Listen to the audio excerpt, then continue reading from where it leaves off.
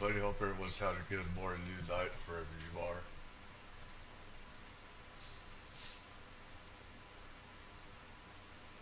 Please leave a like, subscribe, tell me what you think. I do a lot of different topics on here. A lot of different topics.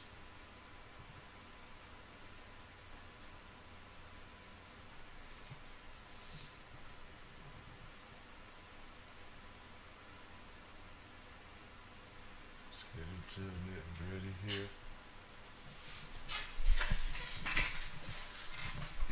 Oh, this stupid thing needs to move.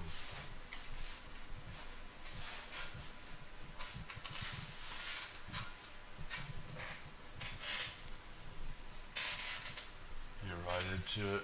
I would do a lot more, but I have to have people actually watching to do it. So that stuff is 3 hours or more. And it's just not worth doing unless there's more people watching it, more support for it. So let's get into this though. Actually, you know what? I think I will do this one here. If you want to get to the bottom of transparency with UAPs, your path is going to lead you to two people, and I got them both. Chris Cuomo here. Welcome to the Chris Cuomo Project. George Knapp, investigative journalist extraordinaire, breaking stories. You know Area 51? That's who exposed that there's an Area 51, George Knapp. His protege, Jeremy Corbell, friend of mine, truth seeker. I have them both on, so welcome to the Chris Cuomo Project. We're going to be talking about what we've learned, what we haven't learned, and what we need to know. Here they are, the men themselves at the center of the storm.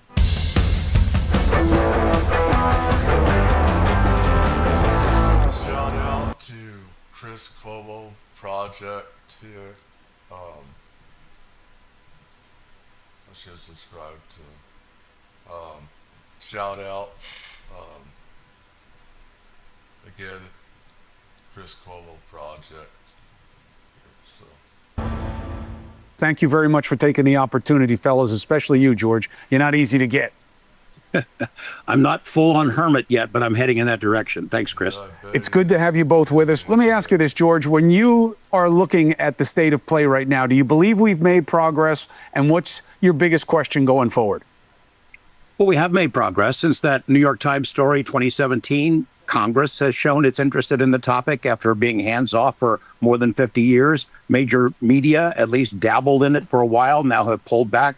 The academic community has come forward. Some people have stepped forward bravely and said, we want to look into this. So yeah, there's progress being made. But, you know, the keepers of the secrets, the folks who are manipulated this topic for almost 80 years now, are better at their job, I would dare say, than you and I and Jeremy are at ours. They have a lot of tools at their disposal. We've seen some of it come out in the last couple of days in national media accounts at their disposal.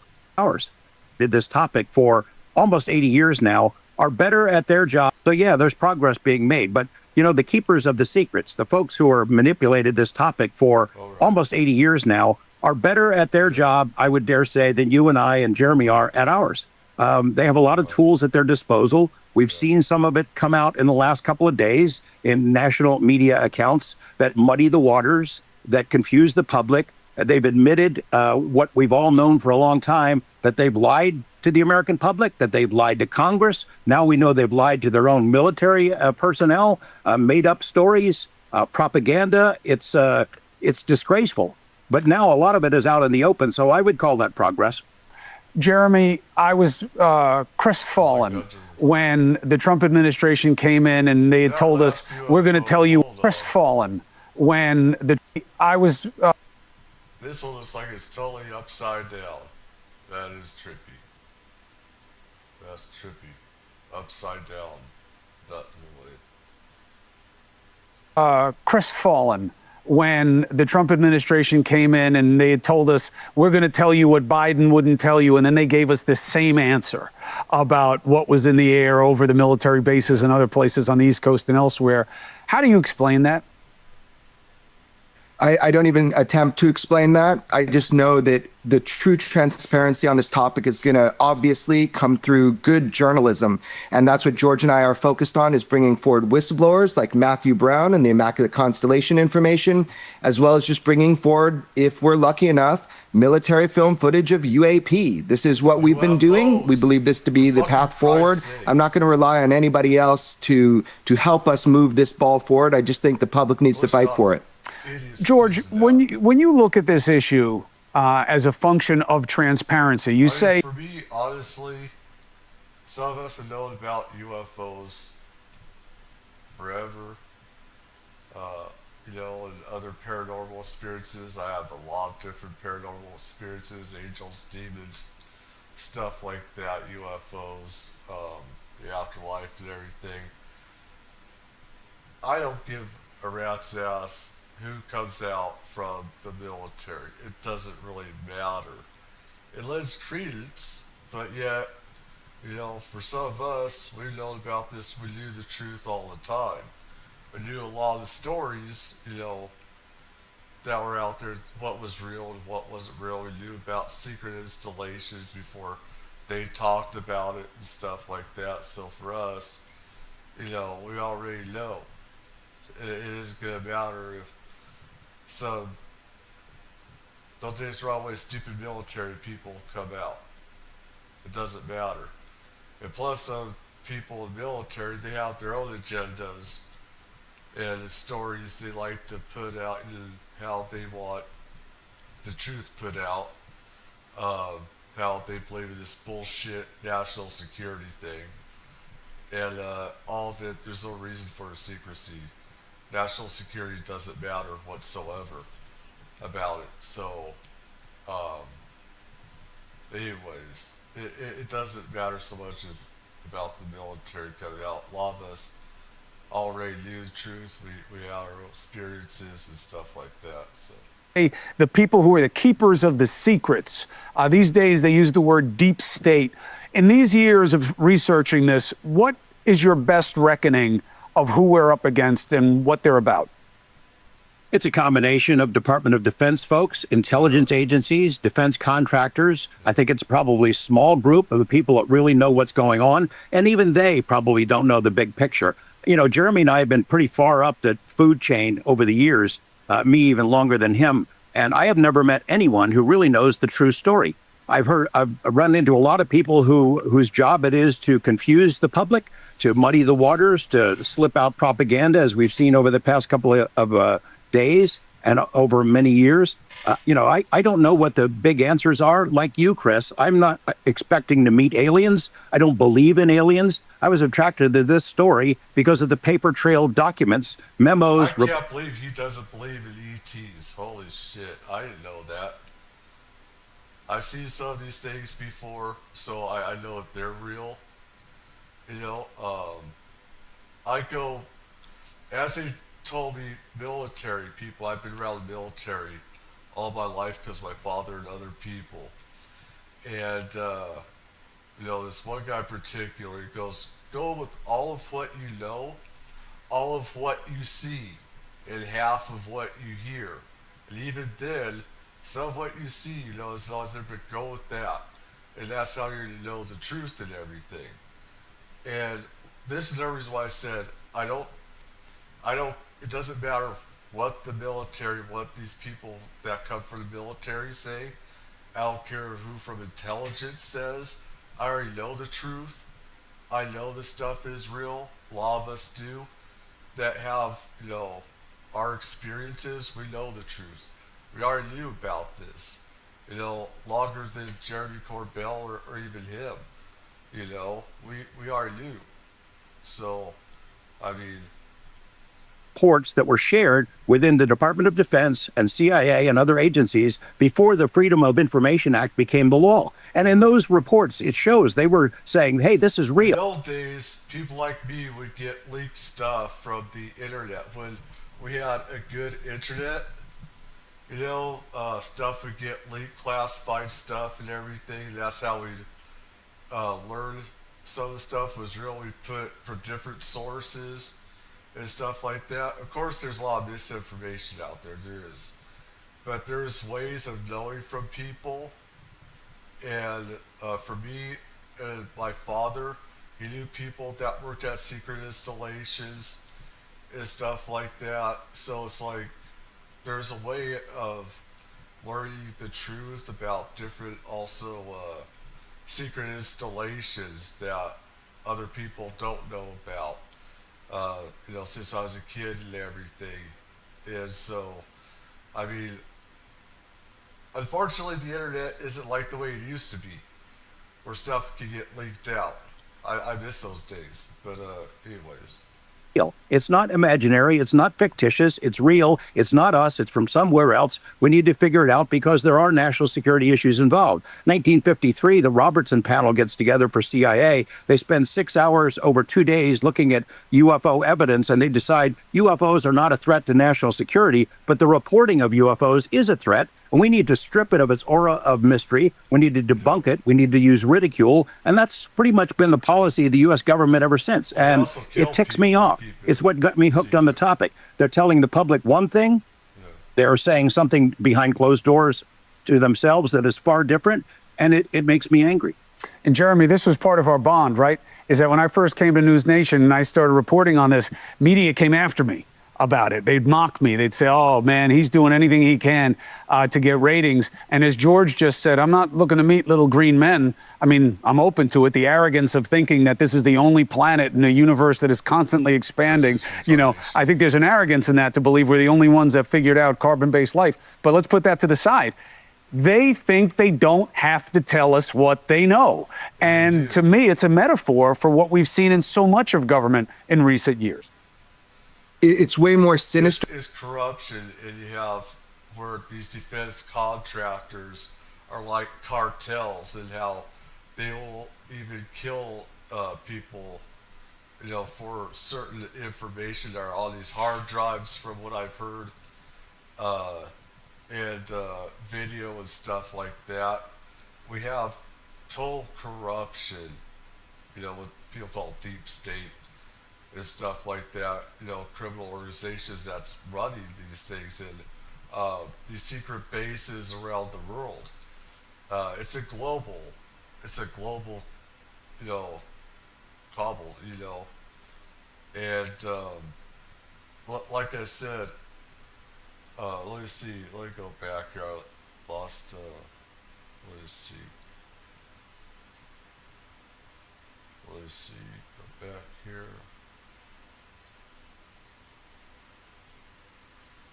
There's something that,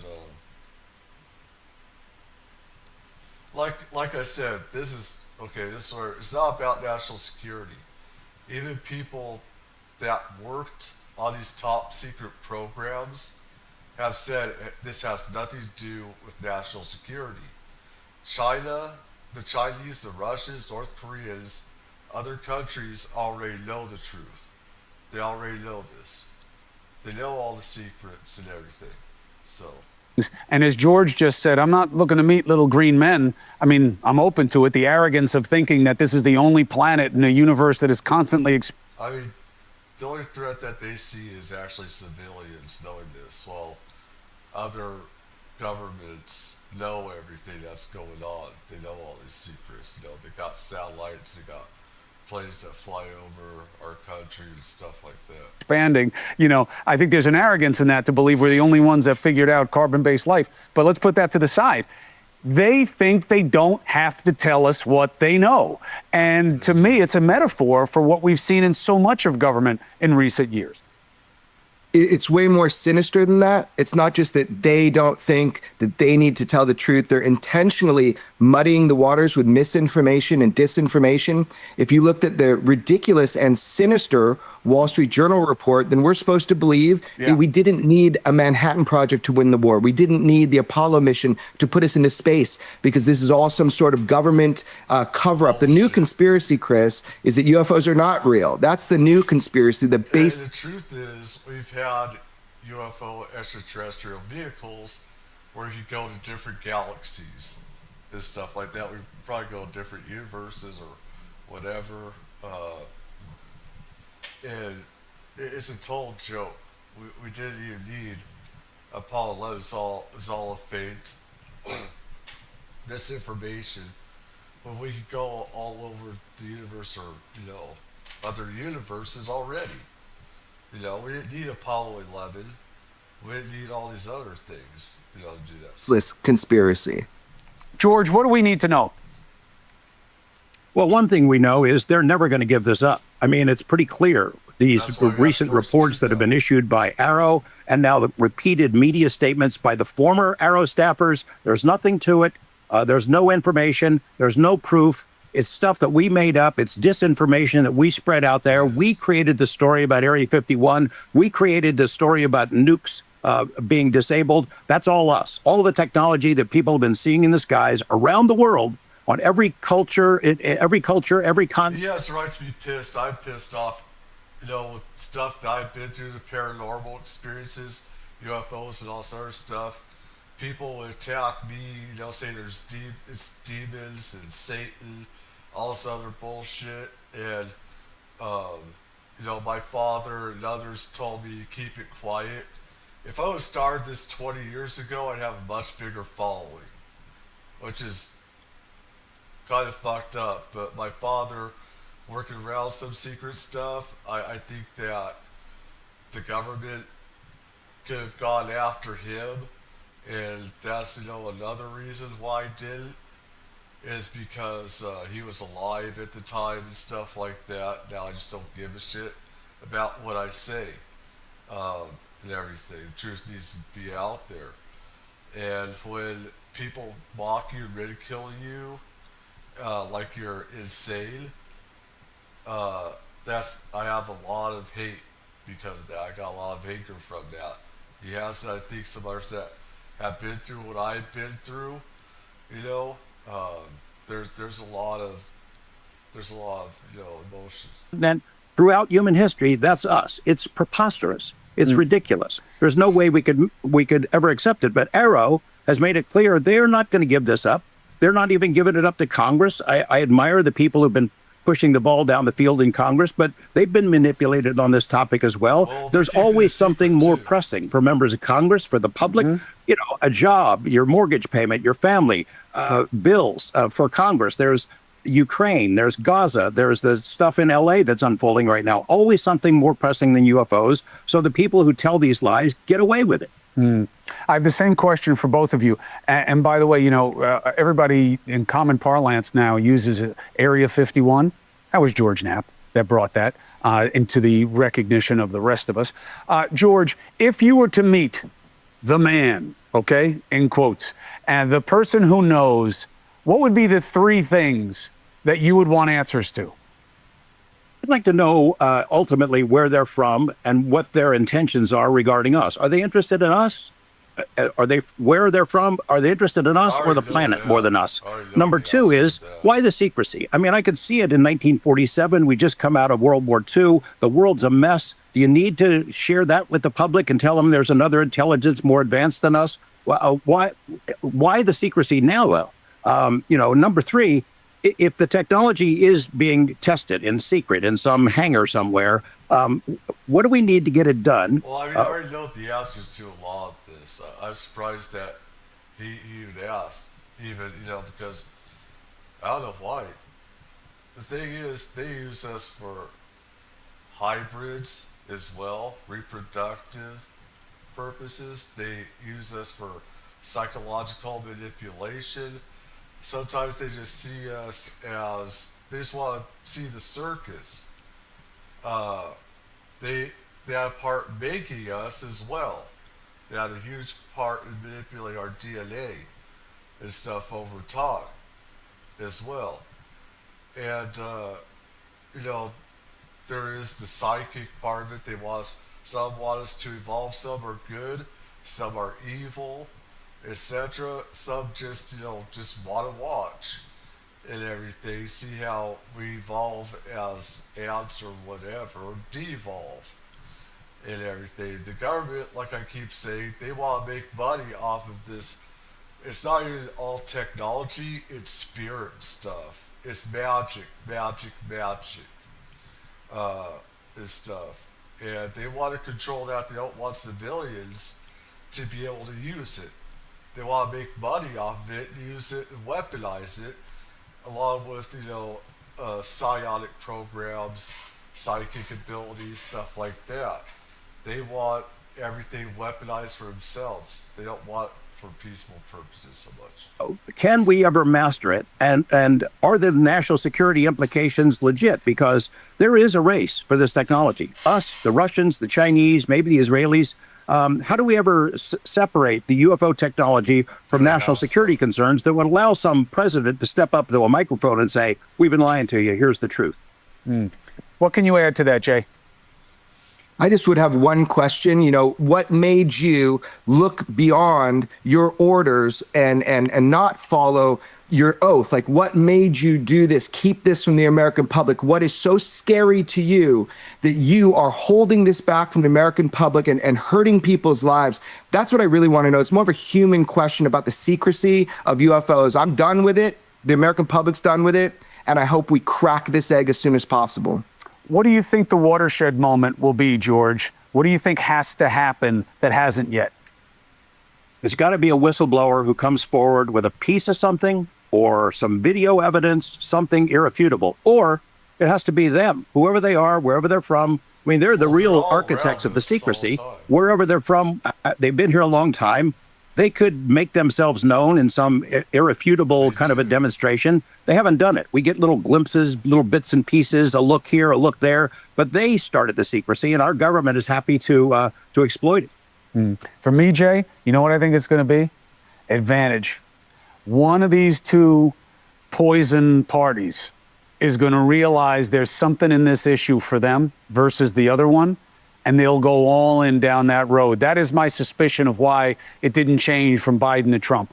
It didn't kill the Democrats for Trump to come out with whatever that they were going to come out with. The same way that it wouldn't have killed Trump for Biden to expose whatever it is. And these cats are all about advantage, never about advancement of anything but their own aims. Yeah. Hope you're right. Look, if we still have freedom of journalism. The thing is also, Trump wants to make money on this. He's for the military-industrial complex, heavily for that.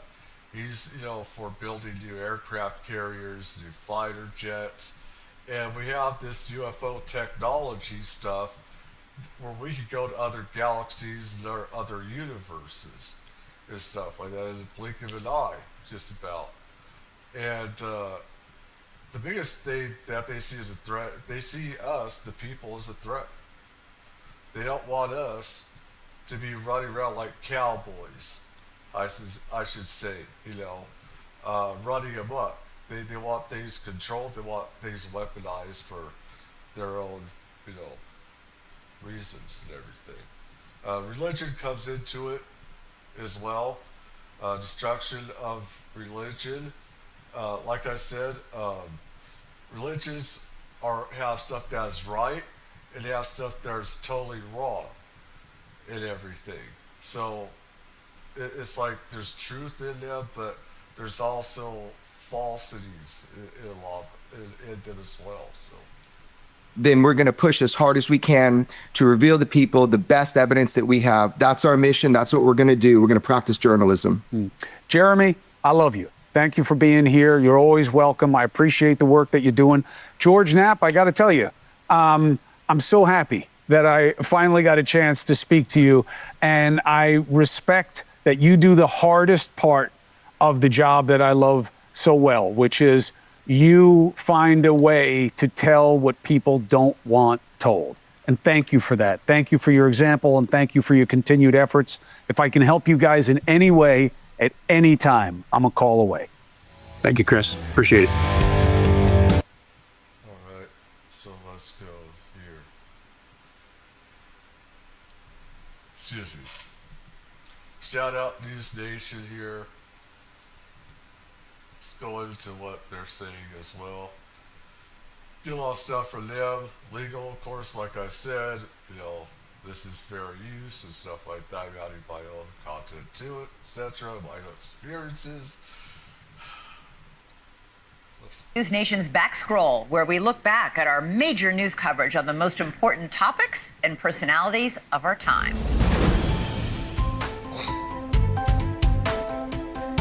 I haven't seen this yet, so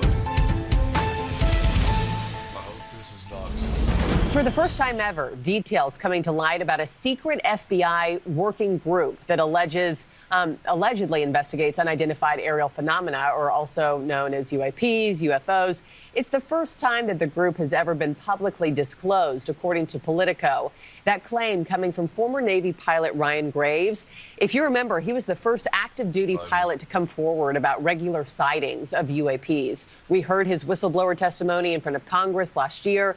Graves says the FBI working group is made up of more than a dozen staff who, quote, spend much of their time tracking down UAPs. I now want to bring in Ryan Graves. He's co-founder of Americans for Safe Aerospace. Ryan, it's always a pleasure to have you on the show. I mean, this is the first time the public is learning of this secret group, this probe into UFOs. You've spoken to these agents. Who are they, and what exactly are they working on right now? Yeah, absolutely. So these agents have taken upon this responsibility as a part of a bottoms-up approach in order to understand what potential illegalities might be occurring with objects that are operating within our airspace that we're not properly tracking or mitigating. The FBI has both a law enforcement as well as a counterintelligence responsibility. So having objects that are harassing military bases as well as the general public over our national airspace squarely fits within their domain of responsibilities. Yeah. You know, I think a lot of Americans are listening to this segment right now, seeing this headline saying, what, FBI agents, you know, looking into UFOs? How long have they been a group, Ryan, and tasked with investigating them? Well, my understanding is that they kicked off this work in about 2020. We've been engaging with them for the past year and a half. And what that primarily looks like, we receive a lot of reports at Americans for Safe Aerospace, some that might have serious national security implications. And so with the permission of the pilots or the witnesses, we've referred the pilot to interview with these groups such that these agents can then follow up on the reports, gather additional information, talk to additional witnesses, and look for gaps in our national security that they can address for the nation. Mm-hmm. Do you know if they found anything so far? I mean, have they told you anything, any specifics?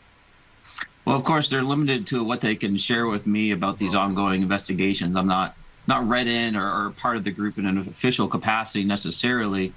We're essentially trying to do the right thing by ensuring these gaps don't go unmitigated. But from what I understand is that their investigations have been very fruitful, and they've been able to move the ball both in an unclassified and classified regime forward quite a bit. Mm-hmm. And I understand several of them have told you that they're worried about losing their job in a Trump-targeted purge, since a lot of them worked on January 6th cases. You know, agents across the board have to fill out this questionnaire about their work on the Capitol attack. What are they sharing with you on that end, and what would your message to the White House be in regards to that? Yeah, you know, there are expected to be a number of purges within the FBI, and although this isn't a classified effort, it is a quiet effort within the Bureau, and the fear was that these agents would get wrapped up into this larger removal of agents within the FBI and leave the UAP investigation essentially hung and dry where it is. So my message would be to the administration is to recognize the fantastic work that these agents are doing for our national security, and to ideally, directly to Director Patel, to formalize this effort within the agency and resource them so they can continue and expand their efforts. You know, I mentioned right off the top, a lot of us heard your congressional testimony last year. You've given us a lot of time here at News Nation, which we're so appreciative of. You've sounded the alarm here on this network in the past, calling for more protections for whistleblowers who have come forward to testify before Congress about these UFOs. Ryan, where do your concerns stand now as far as whistleblowers being willing and able to speak out? Well, there absolutely is still concern from whistleblowers and even just witnesses. I'll separate those two a little bit, because whistleblowers may have classified information they wish to share, where witnesses may have critical information to a national security concern that is of interest to the FBI. I'm not aware of if or how specific any investigation into classified efforts go within the FBI working group. But the work that has been done with the witnesses has been incredibly fruitful. And I think a lot of our witnesses are very appreciative that there is a serious agency that's looking into their concerns. Well, we thank you and others for everything you've shared and done, and appreciate. I mean, the FBI's been doing this for decades, though. It's just they're in a different compartment and stuff like that, and it's not as well known as it is with the CIA and other intelligence organizations and stuff. So, I mean, they've been doing it forever too. Appreciate you kind of taking us a little bit more behind the scenes of this story that's coming to light. Ryan Graves, always good to have you, sir. Thanks. Thank you. That's for sure. Jeremy Corbell is our guest tonight. He is an investigative filmmaker who released portions of that video you saw from the Navy of objects seen on radar around the USS Omaha. That was in July of 2019. In this particular clip, crew members are tracking up to 14 of these objects on the screen, and they quickly increase in speed, and then apparently they just vanish into thin air. So, Jeremy, thanks for being here tonight. This latest report, as Adrian just alluded to, has prompted a response from the highest levels of the U.S. government. The White House is now talking about it. So how significant is that in identifying or legitimizing these unknown objects? Yeah, I mean, it's hugely significant. As you probably know, I obtained and released video footage from Navy warships being swarmed by unidentifieds. These are craft flying with impunity within our restricted airspace. I did that with George Knapp, who you know very well. And we put this out to the public, and they are part of the report that is coming. So what is unique about these objects? I mean, tell us what we're seeing, how big they are, what makes them stand out in terms of them being unidentified. We don't know. So, yeah, what we're seeing are craft of unknown origin that, again, they fly with impunity. They move beyond hypersonic speed. They have a durational power and ability to sit there for long-term periods. These are objects that seem to defy our known understanding of aviation and propulsion. And this is homogeneous around the globe, and every country is looking at these, what we call UFOs. We need to determine who is operating these vehicles and what is the intent. Jeremy, UFO enthusiasts like yourself obviously excited about these videos and the release of this information, but can you address the larger portion of the population, the skeptics, if you will, who say, this is really interesting, but I'm not convinced. Let me know when we actually have some definitive answers. Yeah, I mean, convinced of what? You say I'm a UFO enthusiast. I'm enthusiastic about everything in my life. What's cool about UFOs is this is uncharted territory. This is a map that hasn't been written yet. It's a real world mystery that deserves our attention. People that are skeptical, what are they skeptical of? That's a data poor perspective. I'm coming from a data rich perspective. UFOs are seen. They are captured on FLIR. They are captured on video. They have sensor data, like radar data that I put out. This is not something of conspiracy. These are actual tangible objects in our airspace. So anybody that's skeptical, I'd ask, what are you skeptical of? Your government has told you. UFOs are real. Now it's just a matter of picking up the pieces and trying to figure out who's operating them. Right, they're real. We just don't know who's in them, where they're coming from, where they're going when they disappear. So I want to talk about this task force report, the UAP task force. UAP basically is a UFO, but it's due out by June 25th, the highest levels of the government. So the Pentagon putting this out, the Defense Department. Do you suspect that we are going to learn anything? Or I guess let's take that one step further. Do you think that what they learn, they're going to share with us? Yeah, to some degree, this is going to be a report that confirms a very basic principle, which is that we don't know who's operating these UFOs, that they've been here for decades, and the report will show that. So that's a huge leap forward to understanding or beginning to understand the UFO mystery, is acknowledging that this is a presence on planet Earth globally. And this is so important that we look at this with a refined eye and we pay attention, because the days of ridicule and even humor about it, they're over. They're over. This is a new world. Yeah, it pisses Well, me and off. some would argue there is a great advantage to keeping some of these secrets, this information classified, if it is, in fact, coming from some of our adversaries and gives away anything that we're doing here in the U.S. with the government. But, Jeremy, we're talking about it. The government is talking about it. The White House is talking about it. And we're going to stay on it. Jeremy Corbell, appreciate your time tonight. It's advantageous for us to know the truth. That's the greatest advantage. All right. We'll talk to you soon. Thank you. I admire his passion. Yes. I mean, he's super into it, and I think he made a very strong case in terms Right. of these are the facts. This is not just some hallucination or some, crazy guy in a tinfoil hat, the whole thing. This is the government This is saying what we need more this of, exists. We right? just Right. don't know what exactly is going on. And and the argument could be This is made, what we we need, can't just really. stop asking until we have an answer. And we don't have an answer. Yeah. Right? So we Truth. have to keep investigating. Truth, facts, Truth. evidence. We need it. We like those things. The Defense Department has been collecting intelligence and data on UFOs by analyzing radar, video, as well as accounts of naval pilots since 2007. Well, leaks on intel from a defense report due this month show the results now of that data. The government wanted to research objects in the sky that could pose a threat to national security, just like the ones in some of these videos. Nickel 6-1 Tango, Roger, over.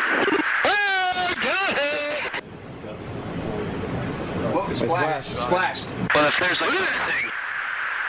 It's rotating. What is it out there?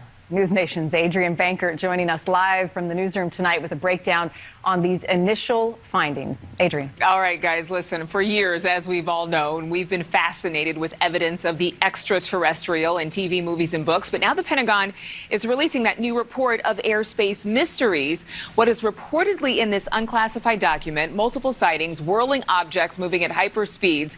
It sounds just as strange as fiction. But a lot of scientists are saying don't expect a Martian landing anytime soon. They've been here already. There are quite certainly UFOs, There's a whole fleet of them. Look on the ASA. unidentified flying objects. My gosh. And they're undoubtedly unexplainable. Former President Barack Obama even piquing curiosity when asked about the government's latest findings on strange sights in the sky. We don't know exactly what they are. The Department of Defense releasing a report for the very first time documenting unknown aircraft, often seen moving at hypersonic speeds, as witnessed by naval pilots. The report, which goes public on June 25th, details over 120 instances of UFOs, or as the Pentagon calls them, unidentified aerial phenomena. Officials say there is no evidence of alien life or technology, but they cannot conclude where the objects originated from or where they went. In research from over the past decade, officials say that the objects could be from foreign countries. The White House saying that national security is the major focus. I will say that we take reports of incursions into our airspace by any aircraft, identified or unidentified, very seriously and investigate each one. Astrophysicist Dr. Adam Frank says that there is more likely an earthbound reason, foreign or domestic, for the flying objects. Certainly, it sounds a lot more plausible than creatures from another world. That UAP could pose flight safety issues and could be a possible... Those are guys I consider retards and idiots. I actually know more than those astrophysicists do. I've always known that these things are real. I don't give a fuck what anybody says. They piss me off. I've always known these things are real. I've always known the truth about this stuff. Challenge to U.S. national security. Possible explanations range from airborne clutter to classified U.S. government systems to foreign adversaries. Or they have another category that they just label other. That just can't explain what the objects are. NASA administrator and former astronaut Bill Nelson says, quote, "We do not know what this phenomena is." I talked to the pilots, and they were very clear that they saw something.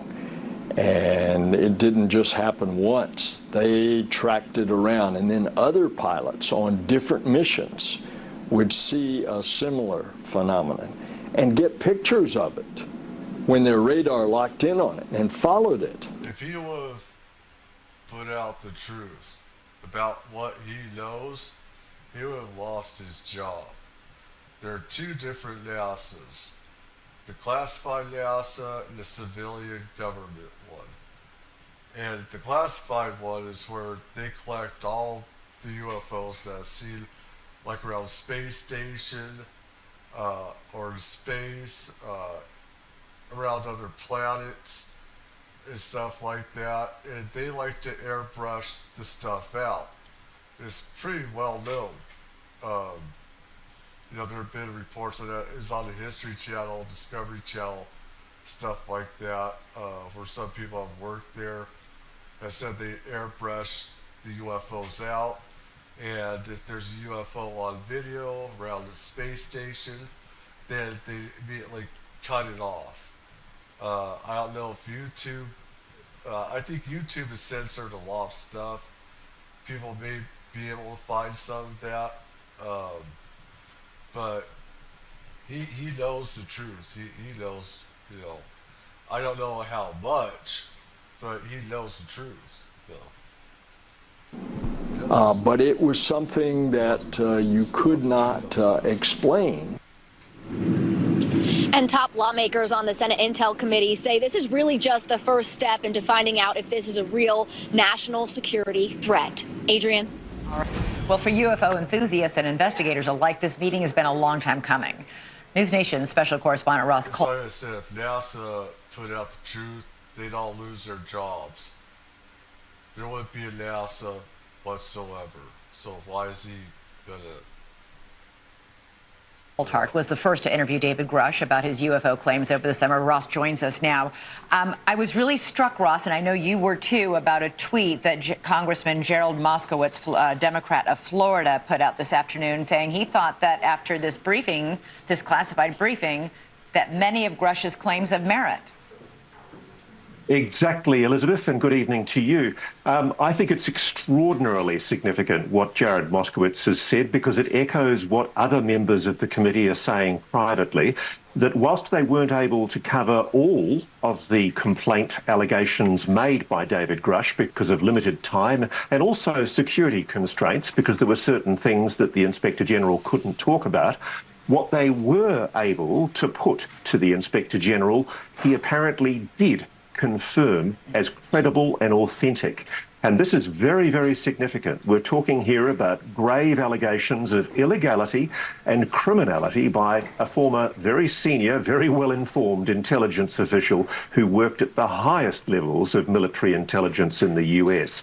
And I think it's very interesting to hear now that committee members are talking about the probability of further hearings, because I do know there are other witnesses wanting to speak in the backdrops, waiting for that opportunity. What did you make of Congressman Luna just now in Brian's package, talking about the fact that she now believes, in fact, people have been hurt as they tried to come forward and reveal what they knew?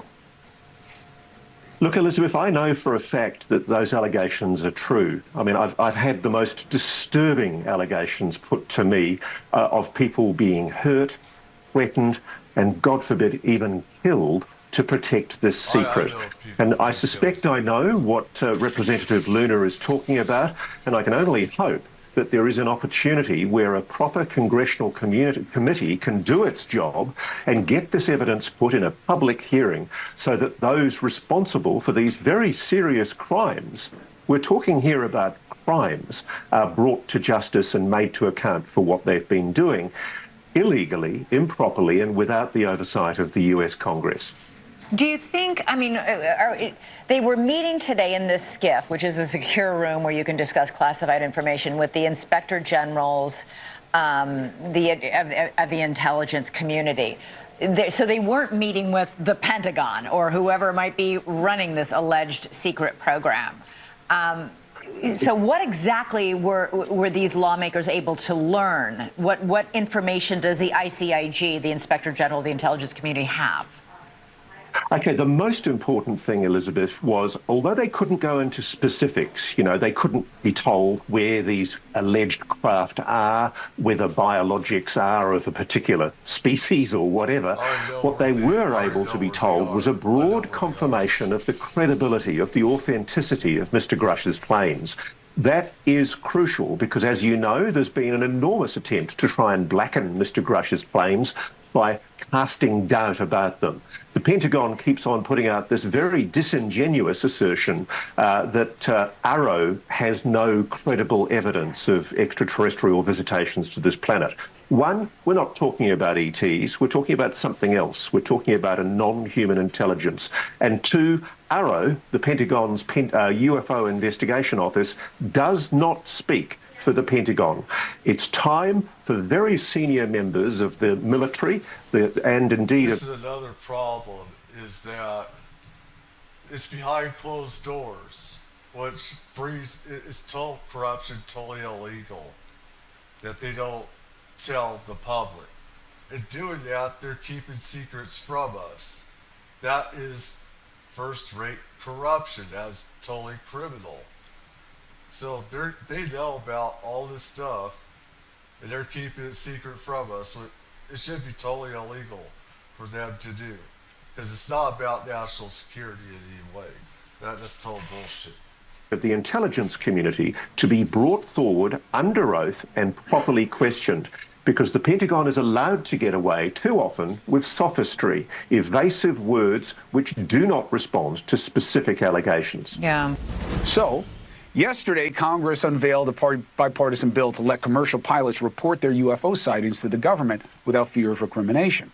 Those sightings happen a lot more than we've been told. Republican Congressman Tim Burchett was in that top secret briefing today. He joins us along with one of the UFO whistleblowers who testified alongside Grush last year, retired Navy pilot, founder of Americans for Safe Aerospace, Lieutenant Ryan Graves. It's good to see you both. Good to see you, Chris. Thank you. Thank you for getting getting on. The dog. You gotta bring. I see you're countering my dog with a dog of your own. I see, Captain Carhart. What is your dog's name? What psychological? It's Roscoe. He's a rescue like me. He came out of the coal mines up in Kentucky, and thank you for noticing my new Carhartt. As I like to say, you can't hide money, you know. All right. So back to what really matters. Graves is disgusted by this conversation. It's a dog Go ahead, show now. Before we get started, thank you for going after those child molesters. I don't care if they're a ring or if they're one dirtbag pedophile. Bust their ass. Send them all to hell. Listen, I'm over it. Well, the consequence, of course, is up to the system, but the need to go after them is much bigger than a lot of Americans know, and we're going to stay on it. So thank you, Congressman. Now, to what happened today. Let's talk about the politics first. Congressman, were you satisfied that the needle was moved today on the recognition of the people involved here, including the Inspector General, that there's more to tell and there is an obligation for more to be told? As you know, I have to be very careful what was talked about in the skiff, but I'd say on a scale of 1 to 10, I'd give it a 4.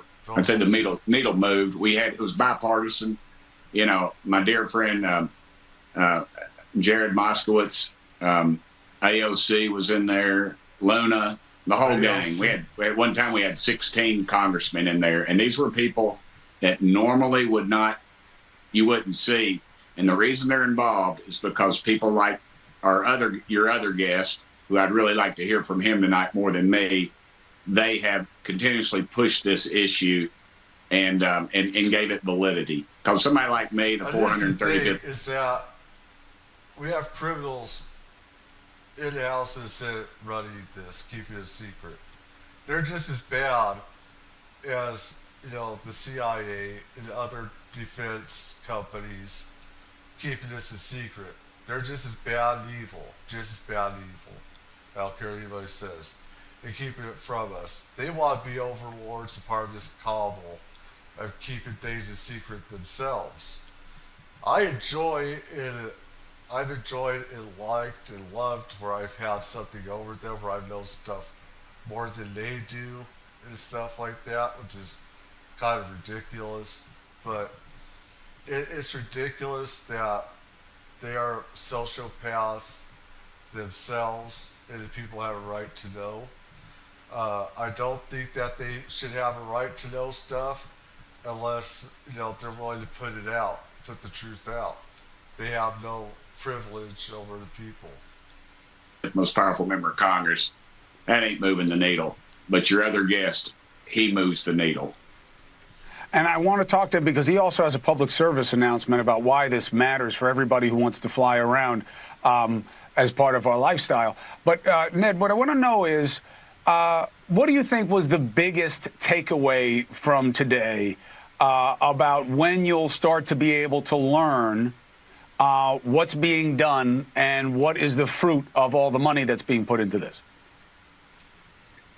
Well, unfortunately, since it was in the skiff, I can't tell you what the big issue was, but I will tell you that it provided, I'll say, some validity to what's been said. That's about as... They get off on this. They get off on this. Both sides, like I said. Both Democrats and Republicans are like psychopaths, sociopaths. None's better than the other. I know politicians personally myself. Feel like they should be swimming with the fishies, in my opinion, for keeping this stuff a secret. It pisses me off because they get off on this and they don't tell us the truth. They don't. As far as I can, I apologize, but that's what the skiff is about, and I need to honor that commitment. But we are going to have more hearings, and what it really did was energize people in Congress, I think, that are very frustrated and heard people like myself. Oh, now you're trying to one-up me. What's up with that? Yeah, that's right. He's probably. I got three of them. I got three of them in here, by the way. I got three. All right, there you go. All right. That's neurotic, but I'm not going to bring that crazy here. But I don't know what she was eating. So let me bring Graves in here. So one of the reasons that you... This isn't even funny. One of the reasons that you think that this was really important is that, one, we got validity that Grush, the whistleblower, is a made man. He is somebody who's to be respected. The Inspector General said the same.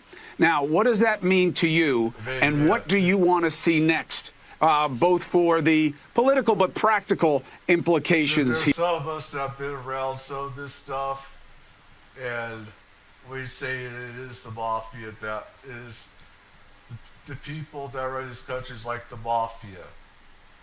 That's very true. It is like the mob. Here, when you look at it, Ryan. Yeah, well, Tim, thanks for saying those very kind words, by the way, as well. But for the practical implications of this, I think this is going to bring more representatives into the conversation, which is going to just enable more and more legislation to come forward, much like this pilot reporting bill that's going to enable more data and a wider understanding of just how prevalent this is. We still don't know what exactly is going on, where to look for these objects, and pilots are reporting them on a regular basis. So for me, it's a relief that they'll finally, hopefully, have the tools to be able to report this without fear of repercussion. Please, with all due respect, what do you make of suggestions that even though you were at the highest echelon of our training for pilots, that people say, yeah, Graves doesn't know what he was seeing. He was looking at balloons. He was looking at Canadian geese, and he wasn't sure what they were. He wasn't seeing anything that's a real UAP. There's nothing really to be concerned about. What's your response? Well, I would ask them to talk to the dozens and dozens of pilots that have also seen the same objects as me, not only off the eastern seaboard, but also off of commercial airlines across the United States, as far west as Hawaii. So this isn't just Ryan Graves. This isn't just one squadron. This is commercial airliners, military airliners, and general aviation that are seeing this across the country. And also, you made a very interesting point that I think is going to be interesting to the congressman also. So there's all this talk about a specific type of airplane that's being grounded because there's some safety concerns. And you said safety concerns. If you're worried about being safe in the air, you better take what's flying around our planes a lot more seriously than just the planes we're in. How so? Well, it goes to the point that we've had with the doors. So if doors were falling off planes, we would expect that there'd be a reporting mechanism so that the problem could be taken care of. It's a bit of a shame that the FAA has been ignoring reports of UAP and UFO for so long, but now they're not going to have the ability to ignore these reports any longer. Man. Welcome back here to the Hill on News. I mean, some of these people that run this country should be swimming with the fishies. I don't care what anybody says. I don't. Just criminals. just criminals running our country. And that includes, taxes, what they do with our tax money, and all this other stuff is totally criminal, and how they rip us off and everything else. And then they like to hide, and keep everything from us. Nation today, lawmakers on Capitol Hill received a classified briefing on unidentified anomalous phenomena, commonly known as UFOs. It comes as lawmakers continue to push for transparency from the Pentagon. Joining us now is Republican Congressman Tim Burchett. He attended that classified briefing. Congressman, great to see you and talk with you as always. Thanks for being back with us here on the Hill. So it's classified. I know you can't get into both sides of the aisle actually appear to agree here. Our Tom Dempsey is live in Washington. Tom, good morning. What's the latest here? Hey, good morning, Marky. Yeah, this morning, Senator Chuck Schumer from New York has made it clear that he wants to get answers when it comes to what are known as unidentified aerial phenomena and possible alien life. And he's put forward this amendment that would set up a commission that could declassify information about UFOs. And not only that, it's supposed to get the support from both Republicans and Democrats. This commission would be modeled after the same one that was able to get information released about the JFK assassination. According to the New York Times, this amendment would offer a 300-day deadline for government agencies to organize and provide all records relating to unidentified aerial phenomena to a review board. President Biden would appoint 9 people to the board and could delay any document releases if doing so raises national security concerns. Podcast host and filmmaker Jeremy Corbell spoke to News Nation's Dan Abrams about the announcement. It's a huge deal. It's a bipartisan measure to force the release of UFO records. And we're really living in a different time. As Representative Burchett said, I don't know why they kept this story for last. This should have been all the way back here somewhere. I don't know why they... Terrible editing. We are over the target when it comes to this issue. And that is why we are seeing pushback. Now, it's important to note this amendment all comes as News Nation has also exclusively reported about longtime Air Force veteran David Grush, claiming the government has recovered non-human spacecraft of exotic origin that either landed or crashed on Earth. Grush went on to claim the government has covered up evidence of the UFOs being extraterrestrial, and that he has seen evidence of a secret crash retrieval program. The Air Force veteran even alleged that the U.S. has retrieved bodies of other species. Grush recently filed an official whistleblower complaint saying he gave what he referred to as classified proof to Congress. I am for real. And I'm sitting here at great personal risk and obvious professional risk by talking to you today. We're definitely not alone. Absolutely, the data points empirically that we're not alone, yeah. His body language I never liked. I never liked his body language and how he just carried himself through that. I never liked that. I dismissed that as fake by his body language.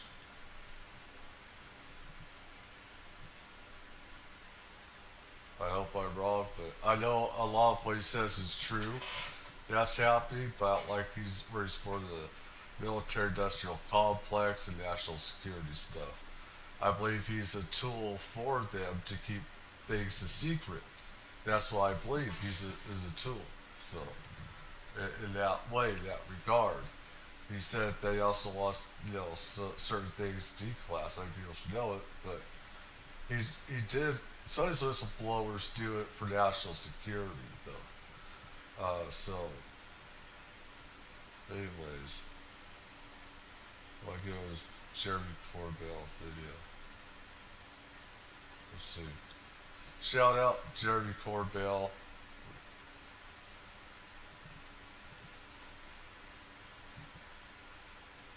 What's this UFO clouds? What? I see it there, did you?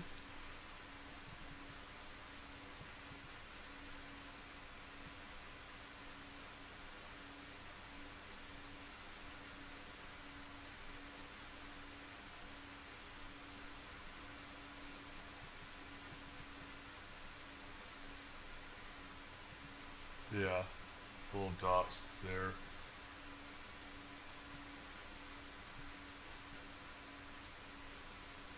Look like trails.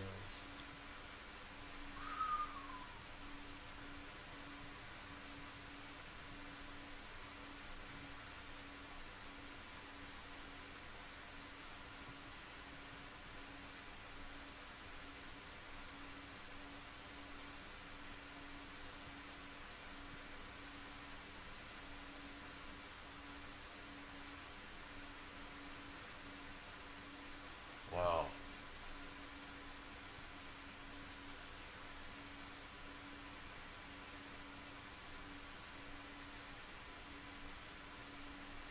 This is a fast one. That's more in depth. Yeah, I've seen UFOs hide in the clouds. I have. I've seen them pop out. And some of my experiences and stuff. I want to see this again.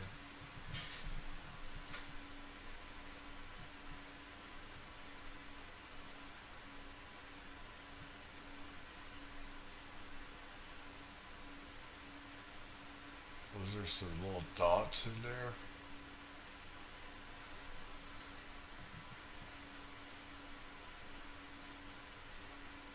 Yeah, little dots. And then right there. I've seen UFOs hide in clouds quite a bit.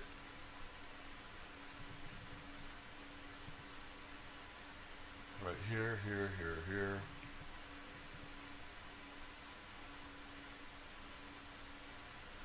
They just blink out. There's another two pop up. There's mother shit.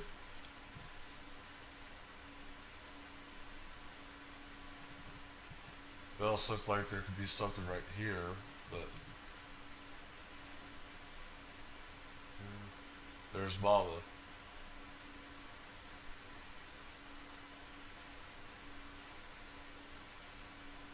AI enhancement, okay. There, right there, there, right there, right there, there. These things.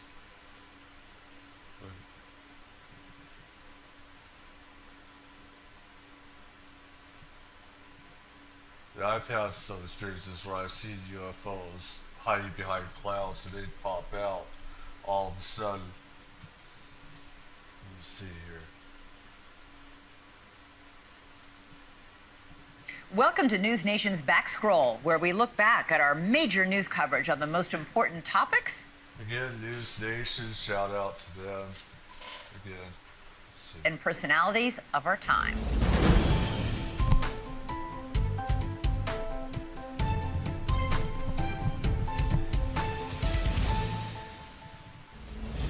It's one thing to squint at a fuzzy video on YouTube and then decide space aliens do or do not exist. And it's another thing entirely to subject those sightings to the same kind of scientific rigor that puts, say, killers in prison. Scott Roeder is that kind of skeptic. He is an evidence expert and crime scene reconstructionist with 33 years of experience and 1,500 cases to his credit. He is the founder of the Evidence Room, a group that assembles specialists in forensic animation, 3D modeling, and motion graphics. He took a close look at the video that was recorded by that family in Las Vegas, and he applied his technology to try to debunk Las it. Vegas thing is very interesting. I haven't heard anything after that. It was totally shut up and everything. Where ET supposedly had landed, lost their UFO. A crash or something, ETs were in their backyard, and then they just weren't they're hurt in the backyard. Anyways, let's. Here he is on his YouTube channel, Crime Scene, discussing. Everyone has their evidence. Everyone has their opinions about it and stuff. So, what he calls the entity in the family's backyard. We can take a video and look at whether or not there is an artificial artifact added to it or not. And in this case, we can definitively say to a degree of scientific certainty that this entity, this thing in the video, is there in the physical reality in which the Kenmore family is also there. Like, this is so critical because you can clearly see through the slots in the fence that there is a leg motion moving from the right to the left side of the screen.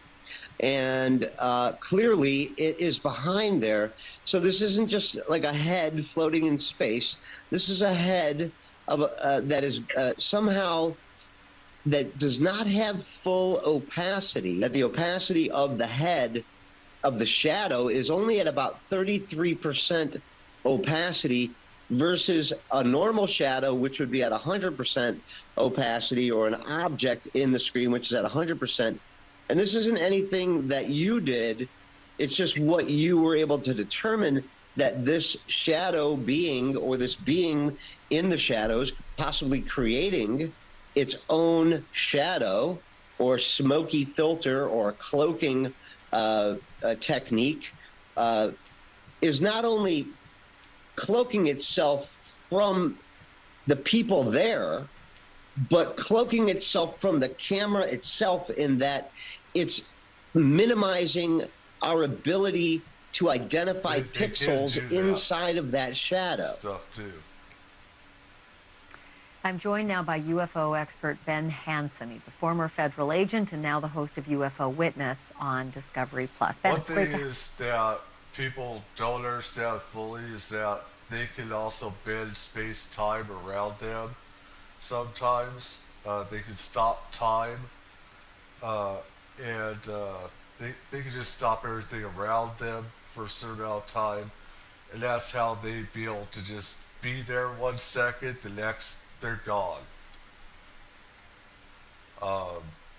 There's a certain radius they could do that as well. So have you on the program tonight again. So, I mean, your reaction to what, Scott Roeder did with his analytics, the shadow that you saw that was behind the fence as well as way above the fence. I guess your reaction to all of that.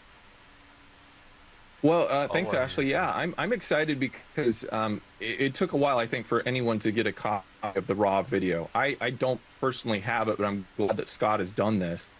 I don't detect anything overt as a red flag that I would say that made me suspect that it was edited.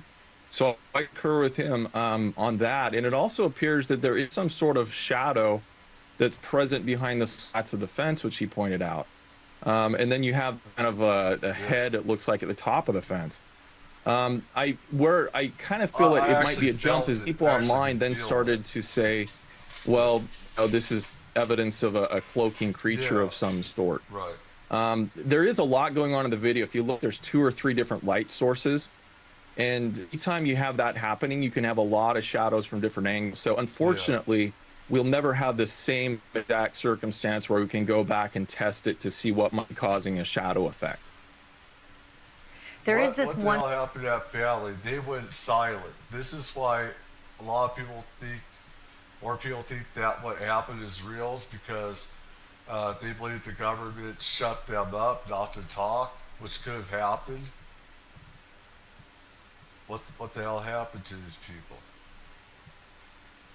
Not only that, but Ben Hansen, he's talked about Sasquatches and UFOs, and how it seems like Sasquatches can also cloak themselves.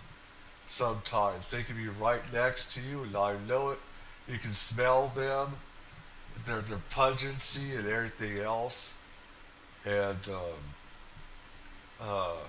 like this is around Appalachia, back east in the U.S. Other places where there's Sasquatch activity, there's an Army Air Force base around there, and where they said that people should not go into the forest around this base and stuff like that because of Sasquatch activity. And some people have gone missing before. And this one place, it's on Discovery Plus. It's on Discovery Plus.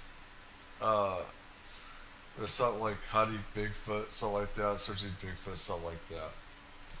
And it's like, there's UFO activity there. And obviously, ETs are making other species and stuff. They created them, and they're also, abducting them. And it seems like, from what he says, that maybe they could do that. Maybe, they could be somewhere we don't even see them and everything. One aspect of it, and I'm not sure if our producers can just let the video go, but when they walk in past the gate, something startles them and they freak out. I mean, for lack of a better description, there's no way this is. I actually get those chills myself, and when I've had paranormal activity, those chills, those goosebumps, those chills, and your hair stands up and everything, you can feel it. It's a psychic sense that we have as well. Acting, actors don't do it this well. Something startles them to the right, and they spin around and they kind of run out, and the video kind of goes, as it would if you were terrified. It does, and I think that is genuine. If you look, I think they're looking at something towards the back of the yard, right? And something spooks them. Where I feel that it might be a little bit of. There was more than one of them there. Those creatures there, supposedly. Call it forensic gymnastics, is to say that it was caused by this thing off to the right, because as you can see right there, that shadow appears on top of the fence, but he's not looking to the right. Yeah, if this was some sort of entity that was like 3 feet away from him, I think that's what would really scare anybody. So that's where you have these theories that people are saying, well, it's partially cloaked, it's fully cloaked, didn't want to be seen, but only the video did up. So I don't know about that. I think just based on the video, though, it's great that we have verification that it's not been edited. I know you talk about confirmation bias as well. Explain to the. Yeah, there is bias for people, that want this to be real, and people that don't. There is that bias even from me as well, to a certain extent. I say the biggest reason why a lot of people may believe that it may be real, if they do, is because the family was totally shut up. Or they disappeared. I think they might have even disappeared. I don't know for sure, but the press tried to get a hold of them. They were totally shut up. That makes no sense. I mean, they said a little something afterwards about that, and then they were shut up. I believe. I could be wrong. And there's going to be people who are saying, no way that happened. They're just, probably just a burglar. Probably just a burglar in their backyard. And, but I'll see a whole family making themselves look stupid in front of the whole world.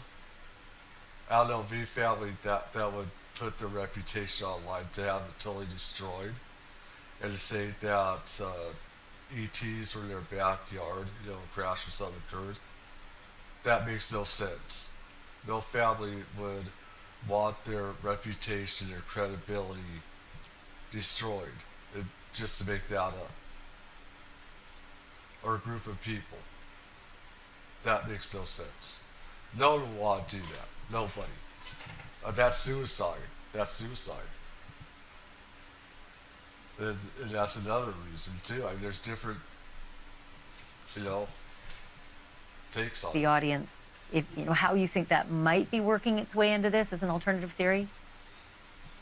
Well, if you think about it and go back to the original, the whole background of what just preceded this, is you had this really bright object that streaked across the sky. Right. Right. And I do believe that now is a meteoroid, and it may have nothing to do with the family's actual sighting. They believe they saw a light come down to their backyard. And there was a lot of light and commotion, noise, And so when they went out to the backyard, they're already adrenaline's pumping. They're hypersensitive to sights and sounds. I'm in no way suggesting that they made anything up, but perception can be skewed now that this is something out of this world we're out to see in our backyard. And then anything that might have a combination of shadows or sights they're not used to, it can be amplified in your visual perception. And that's just a suggestion, but I do feel the witnesses are being credible as far as describing what they saw. And especially look at that reaction when they see whatever it is back there and they come running out of there, and it's affected at least Angel to this day. He still has trouble with what he saw. Alex, good to see you. I could tell you, I get chills, and if I see UFOs out there, I know that they're evil ones. I know that there are good ones out there. And, you know, you don't know what's out there. You don't. I have to ask you, what are you making? Because there's something really interesting about this. And it's that last night it was reported there was more strange activity in and around the home. What is going on here? Right. The story goes that just about a year ago, the Kenmore family saw these mysterious, unidentifiable creatures in their backyard right here behind me, right? They said that they were 10-foot-tall creatures, that they were standing there looking at them. They could see them breathing. Angel says that he was actually growling at him, freaking them out so much that they actually called 911. Well, it turns out that these unidentified, unexplainable phenomenon didn't just stop at that night. Angel went into great detail with me during our one-on-one conversation about other paranormal activity that's been happening, but this time inside of their house. It goes beyond just seeing shadows and hearing whispers. These are really freaky things that he told me during our exclusive conversation. Take a listen. You mentioned paranormal activity. What exactly did you see? Well, I was in another room. My brother called me, and there was a upside-down cross, and there was a Jesus statue in it. They ripped Jesus out of it. They threw him like across the room, and it was floating upside down. Are you saying floating in the air? Yeah, like in the air. It was floating upside down. What did you do? I mean, did you go pick it up? Did you knock it down? Like how? No, I didn't do nothing. I was just sitting there. I was crazy. I was like, what? But how did it come down? It's not still floating right now, is it? No, it came down. So we got closer to it, and then just dropped. It fell to the ground. A crucifix floating in the air, upside down. The Jesus on the crucifix had been ripped off, and it was floating. And you can This say... sounds familiar. I've had angels, demons in my house that I lived in. There was a kid that died in the house that I lived in. He was killed, ran over by accident. I used to see that kid in my room with an angel. Wore white, gold, with an angel, a woman, an angel at the door. I see Jesus Yeshua, as much as I don't believe in, God's the way that religions do stuff like that.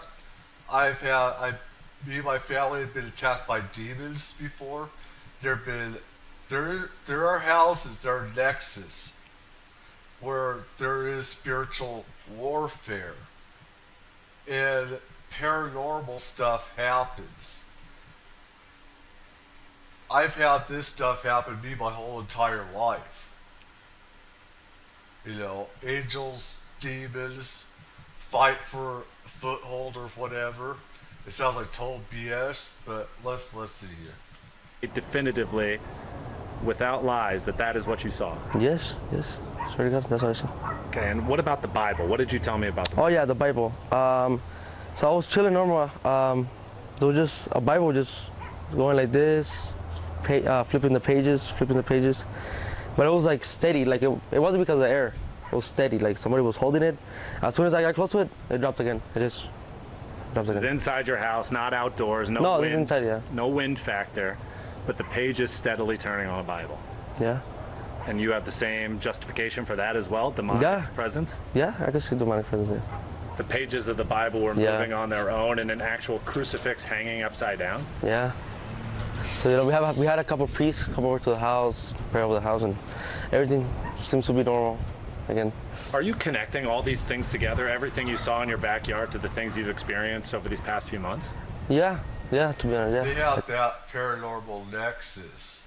They have that. I believe that they can have that port. There's portals that, and I wonder about the family that may live in the house that I was at, what they may go through, because demons can hijack people sometimes, their minds, make them go crazy, stuff like that. There are portals and stuff where all this phenomenon can take place. I feel sorry for him because people are just gonna make a joke out of him and his family. But it wasn't just me that experienced it. It was my, parts of my family, other people coming to my house. They could feel things. They could feel it as well. And I'm feeling some of that right now, what he's talking about. I think so. I still don't have an explanation of what it is. Still pretty weird. And I have no clue what it is. What did the priest say when they actually came to your house? They're saying that it might be fallen angels, like demons or fallen angels, something like that. Fallen angels inside your home. Yeah, that was pretty creepy. How does it make you feel about living here still? Right now I feel good, There's a lot of time priests came over, but yeah, but whatever happened on last year May, that was pretty scary, man. I was pretty traumatized and stuff like that. What does that look like to you? You said you're traumatized. I don't want to make you relive it. Yeah. What is that like? Yeah, it is. Pretty bad, man. You can't sleep, Not to sound like a crybaby, but you cry most of the time when you think about it. You get flashbacks. Not a good experience. With all of the paranormal activity happening inside your house, are you thinking about moving away? Oh yeah, soon I'm gonna move away from this house. Yeah. Everybody or just you? Everybody, I think. You guys are done with this place? Yeah. What do you say to the people who believe that your family just made this whole thing up to try to get attention? What I would hope is I'd hope that I tell people that my house should be burned. I told people that we should burn our house down, that there's a lot of demonic energy at that house. It's all with the angels as well.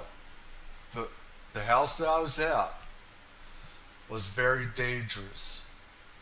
And there are other people have hauntings at their house, whether it's just ghosts or it's demons or angels or whatever. The stuff is real. It's very scary. And in a lot of ways, I think people would do themselves a favor. A lot is just burn it down. Totally destroy it.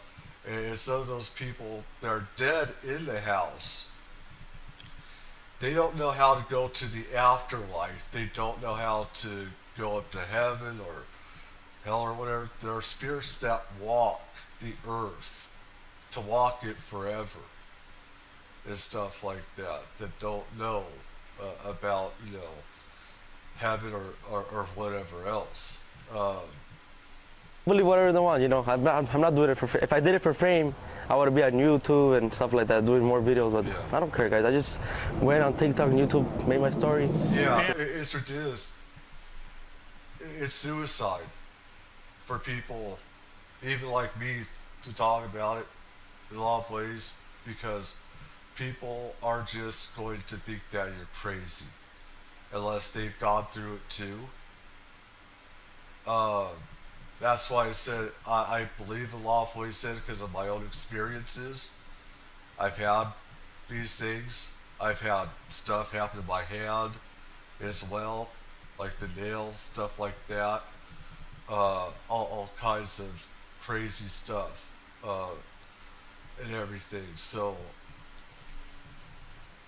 And while we certainly have Angel's story to go off of, other people here in this neighborhood have also filled in some of the gaps and some of the things that they found freaky about that night that those two unidentified beings were seen by the Kenmore family in their backyard. For example, a guy who lives just right down the street just saw us out here on the side of the road and began talking to us, and he remembered that night as well. He said that for some bizarre reason, his TV all of a sudden stopped working at that time. That his surveillance cameras no longer were working. His lights were shutting off. So put all of this together, the Kenmore sighting, what the neighbors are reporting, not to mention what those Las Vegas police officers saw on those body-worn cameras, that flash of light streak across the sky 39 minutes before that 911 call. It really is an unexplainable phenomenon happening here in Las Vegas. Time to put on your mystery hat, because we've got a brand new sighting of a UFO, the kind that we're. I actually feel that. I've had my own experiences and everything. So, wow. Just. Wow. Starting to see a lot more of these days. In fact, this may just be the Honda Civic of interplanetary travel. Flying Tic Tacs. Tonight we have another Tic Tac show, courtesy of investigative journalist Jeremy Corbell and the co-host of his podcast, George. I don't know why they're editing this so terribly. They should have the oldest ones first, then. So I would do this myself. It's not what we call next generation technology. Air traffic controller reported seeing 7 unidentified flying objects. A week later, UFOs were seen above the White House, also the Capitol. Like how they Air Force fighter. This video. Piece it together with what we're being told by people like David Grush and Lou Elizondo, who you mentioned, and really say what the big picture is here. Yeah, tell me more about this. The emotional high point, as you're referring to, he says he was possessed by some kind of energy. And, you know, News Nation's Ross Coulthart even asks him in that moment, did you have a mental break on the job? Did this account make you dismiss, make you question the credibility of his report? Or is this something that you have heard before in your research? No, I've absolutely seen this emotional response that witnesses have when they're up close and personal to something like this. Now, we don't know whether this comes from the individuals themselves or whether it's an external stimulus. But again, it's an area that needs further research. And of course, tomorrow we have the perfect opportunity. I mean, the timing here is no accident. This is a gauntlet that's been thrown down. I think I've even heard that phrase used. And President Trump has said on day one, we will get a report on the drones, also JFK, RFK, and other matters of public interest. Now, national interest about UFOs. Well, fast forward to 1952, and the nation was sent into another extraterrestrial frenzy with the Washington flyover. On July 19th, 1952, an air traffic controller reported seeing 7 unidentified flying objects. A week later, UFOs were seen above the White House, also the Capitol. Air Force fighter jets weren't fast enough to catch them. And later, the government said they were weather-related incidents, but new research suggests otherwise.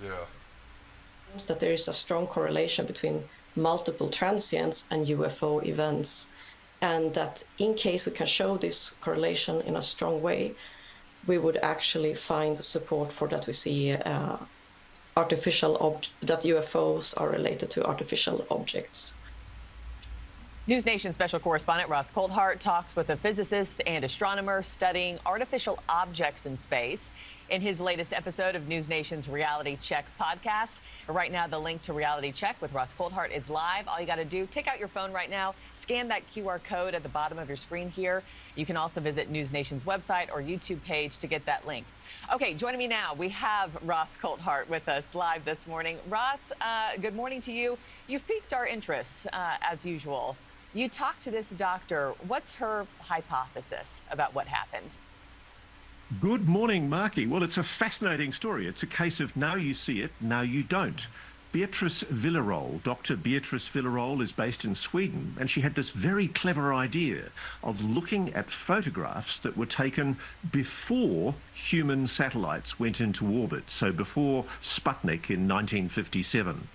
And she happened to look at photographic glass plates that were taken by the Palomar Observatory in California, and she looked in the exact weekends for the 2 flyover periods over Washington, D.C., and she found 1 minute it was not there, and half an hour later on these glass plate slides, it was there. There were these objects in orbit, maybe way out in deep space. We don't know how far out they were, but Dr. Villarol hypothesizes, she can't say categorically, she hypothesizes that there might be a link with the weekend incidents on the 2 weekends, consecutive weekends in 1952, for what is and remains America's biggest and most mysterious UFO sighting over the national capital.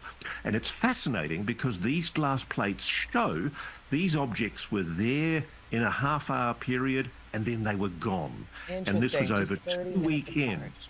Yeah. Just 30 minutes apart. You and I have talked extensively about UFOs, UAPs. What exactly is an artificial object in space? Well, an artificial object is like for us, it's our satellites. It's satellites, rockets, any kind of terrestrial technology that's been put up there. And what's clever about Dr. Villarol's research is she recognized that before 1957, before the Soviets beat us with their Sputnik satellite, there was nothing up there, at least nothing that we knew about. And so it's possible to look at those glass plate negatives and compare them with present day photographs and see whether there's anything that isn't there that should be if they were genuine photographs of the night sky. And so an artificial object is something that frankly can't be explained by a planet, a meteor, or a star. And what she's discovered is that there are these objects, and she calls them transients. They're there 1 minute and they're gone the next. And so there is a possibility that what they are, is some kind of spacecraft. And what about space debris? I think you touched on this too. Back in the 1950s, there was very little space debris as compared to now. What's changed? Well, in the 1950s, before 1957, there was absolutely none because we didn't have any objects. We hadn't put anything into space before 1957. So that's what's so special about these early photographic images. They are clear, high-resolution images taken by some of America's top observatories of what the night sky looked like back then. And we can compare that with the present day and see whether there are any objects that have disappeared off those slides. And there are, and that's the fascinating thing about this work. It raises the possibility that there were objects in Earth orbit on the very weekends that we had one of the biggest UFO sightings in American history. News Nation has independently obtained previously unseen video obtained from a secret UAP craft retrieval program. This extraordinary footage clearly shows an egg-shaped object dangling in a sling. I want to get to some other ones here. I don't like how they edited this.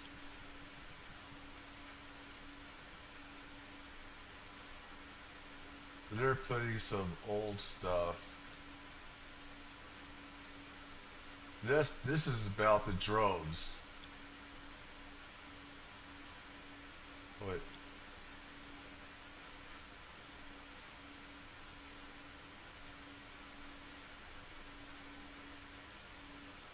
I think this is old news here. Last month, how does the object that Michelle Reyes saw from her airplane window stack up to the videos and the intelligence the Pentagon already knew about?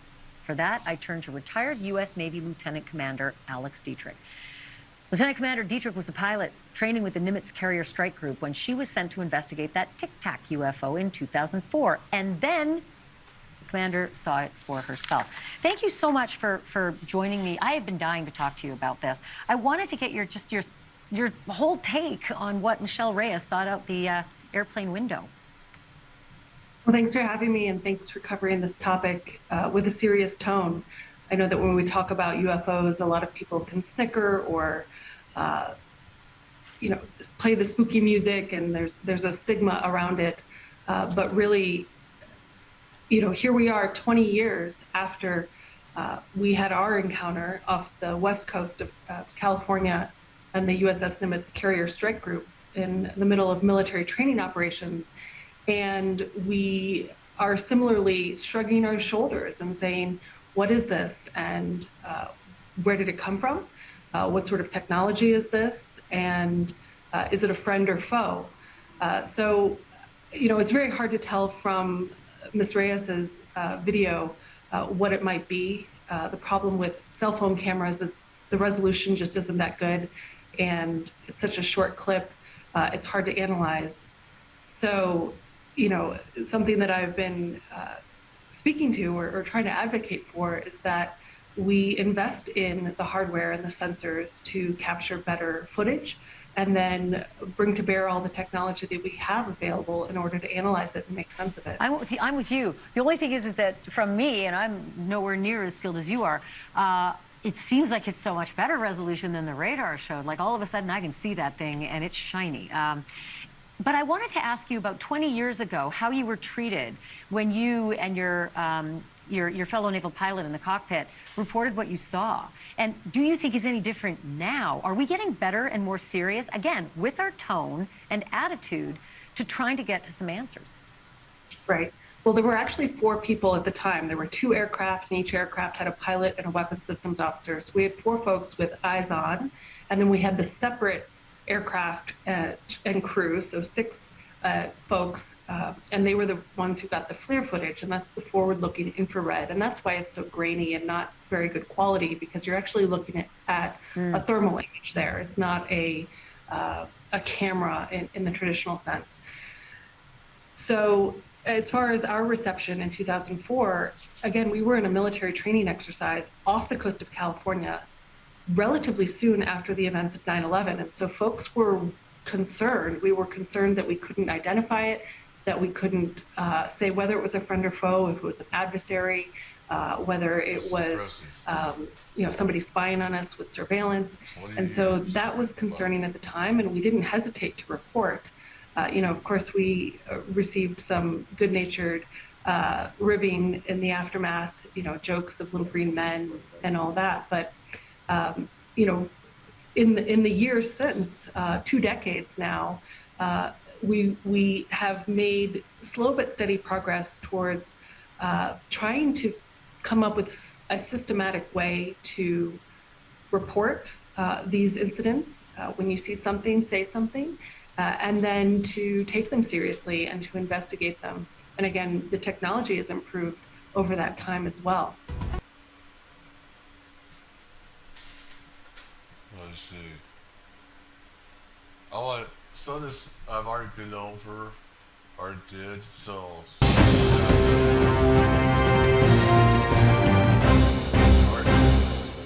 G'day.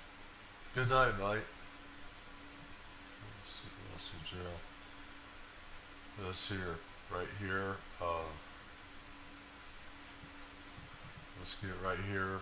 EMP. Was there an EMP device at U.S. Air Force bases? This one is actually already covered. That one. Alien base. Yes, they have underground bases everywhere. Let me see here. I want to make sure I get to the right place.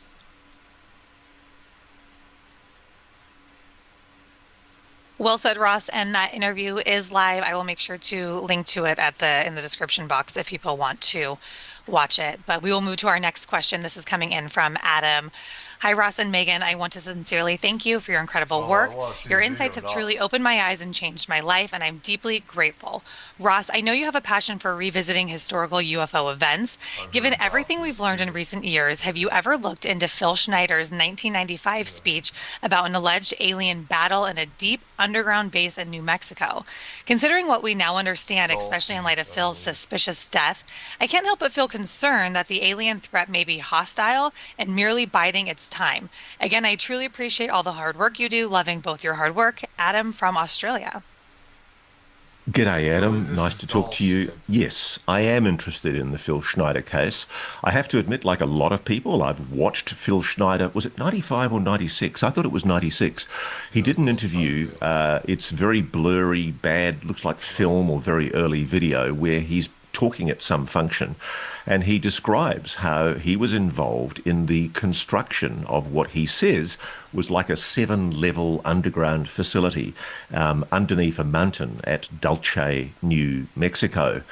Now, I got interested in this story when I was writing my book because I started reading the NIDS, the National Institute of Discovery Science investigations into allegations raised by Native American people, particularly a local police chief in the Native American community, Gabe Valdez, who said that they were seeing all manner of strange things and hearing lots of stories about alleged underground facilities around Dulce, which is obviously a remote part of New Mexico.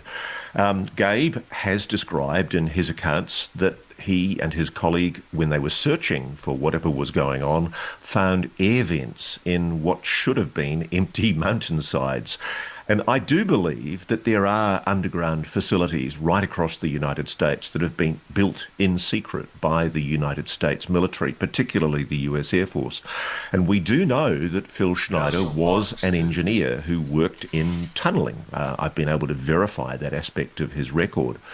The tragedy with Phil Schneider is, depending on who you believe, he either committed suicide in extremely implausible circumstances or he was murdered. And I've seen the murder photo. I've read the coronial investigation into what happened.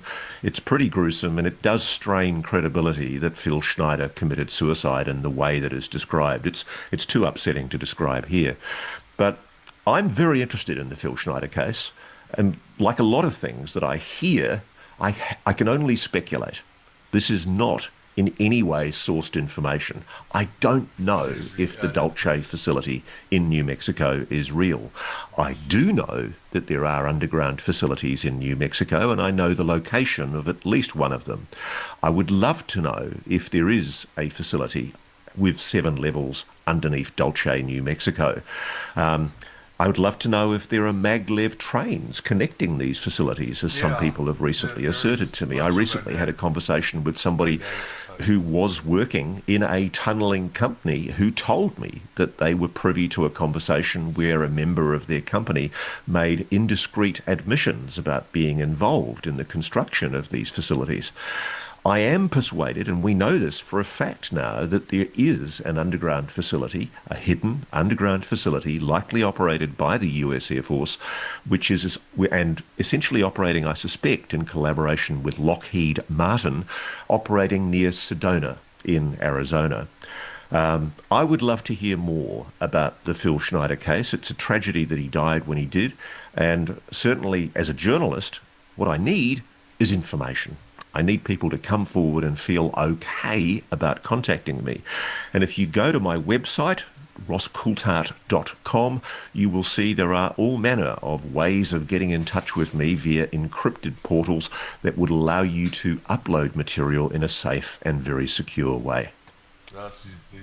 All right, Ross, let's take a question from a viewer from Arkansas. Hi, Ross and Megan. At a recent disclosure panel at Contact in the Desert, I found it particularly striking that there was broad agreement among the speakers that the UFO I want to go over this Dulce thing. I've got over some of this stuff. I could do that another time of more of this stuff, but I want to go over.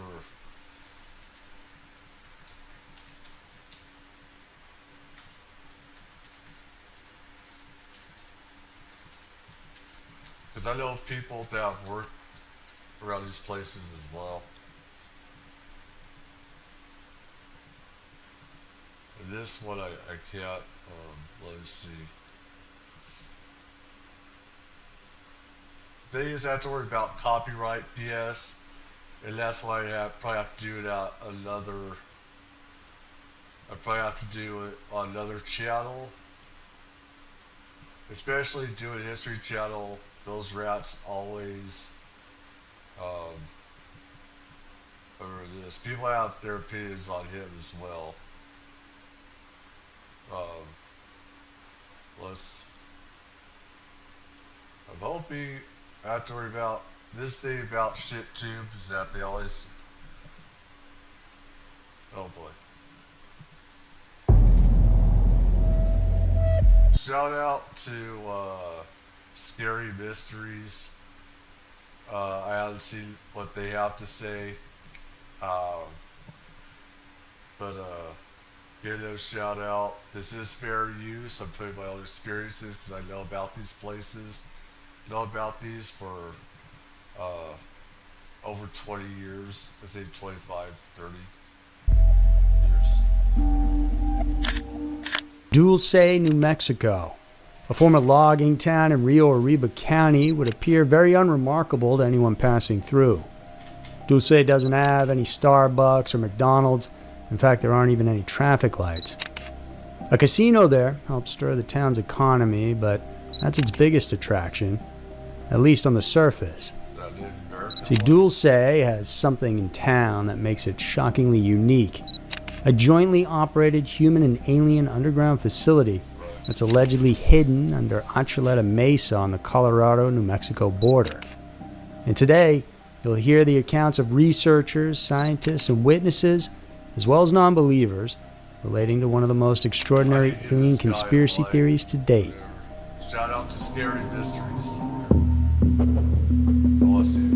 Something else to say.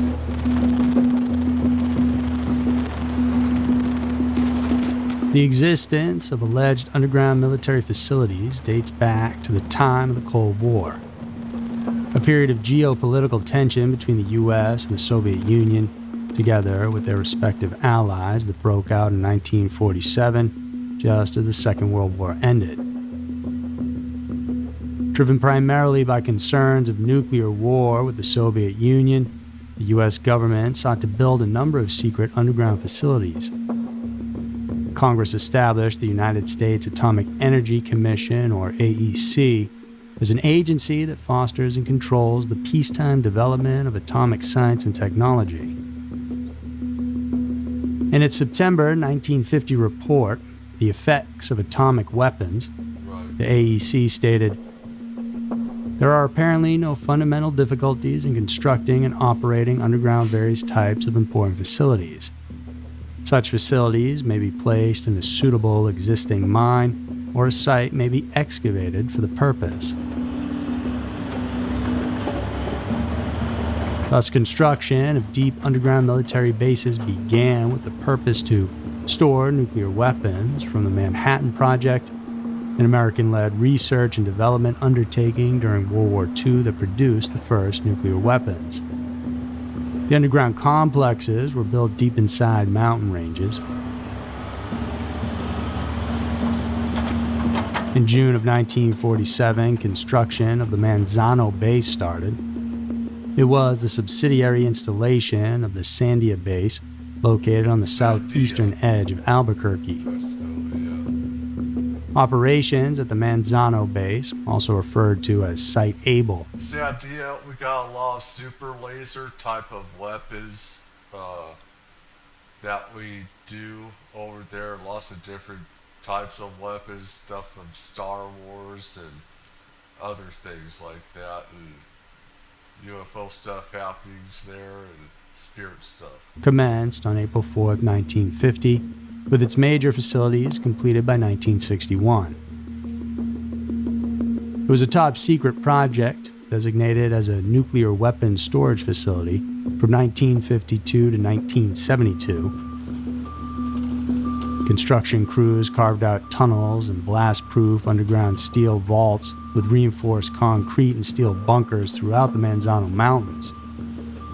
Inside the complex, steel gates protected a hallway containing 4 chambers guarded with heavy safe doors.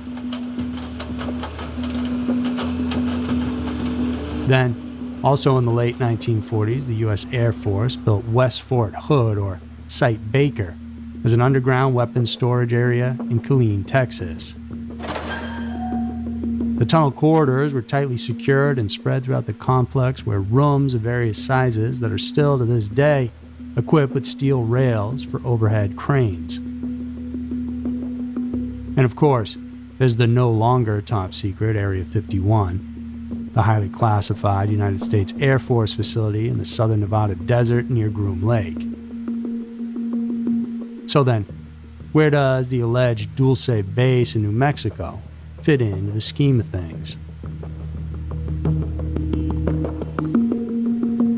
One thing is that it's Native American land. A lot of people don't care about, or say tribal land,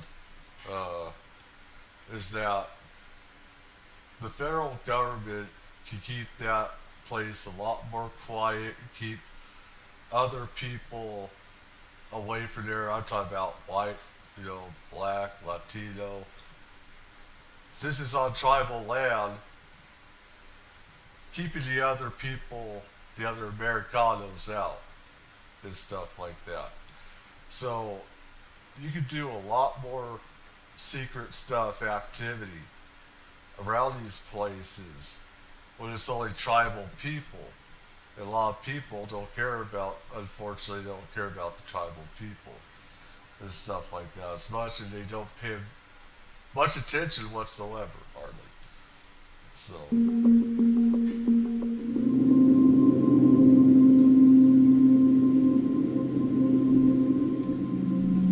The Dulce Base complex also. Navajo, speak about UFOs, and a lot of these reservations have artwork of ETs on them that goes back thousands and thousands of years. I've heard some going 8,000 years, etc. You want to know more about ETs, learn more, go to these places, go to desert areas, in between secret bases. You're going to see stuff. Also called Site Beta, is claimed to be ground zero for the most extensive reptilian and gray alien base in America, established underneath Archuleta Mesa, a steep, flat-topped mountain overlooking the town of Dulce. Some believe that the 7-story underground complex was once buzzing with experiments such as cloning, mind control experiments, human and animal crossbreeding, and chip implantation. Its multi-level structure purportedly had designated areas for genetic and mind control experiments and for cryogenetic storage. Likewise, Dulce Base served as the hub of an underground transportation system linked to other alien bases. Assuming that it was a tightly guarded military base, how did the theory arise that Dulce Base was a hub for aliens conducting experiments with humans as subjects? I should put the link in this guy's. Well, for one, Dulce townsfolk were staunch believers of UFOs, having experienced countless sightings and encounters.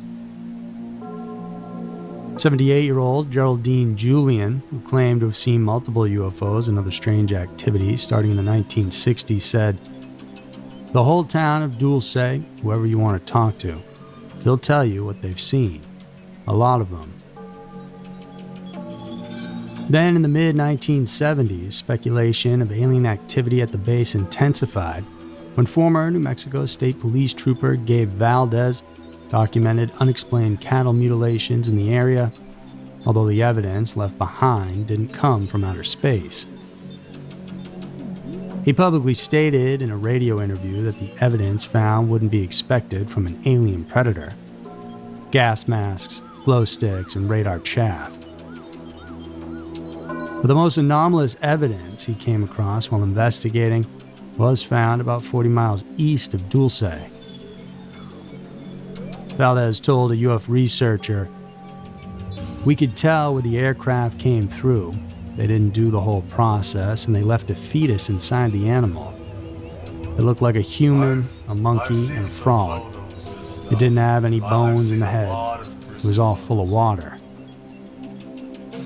When asked by the researcher if it meant the cow was used as an incubation chamber for a cloned creature, Valdez affirmed that's exactly what he thought. Perhaps Valdez let the cat out of the bag without really intending to, but after this, more and more people began coming forward with their stories. And while some may seem outlandish, and quite possibly are, where there's smoke there's fire, so something secret is almost certainly happening in Dulce.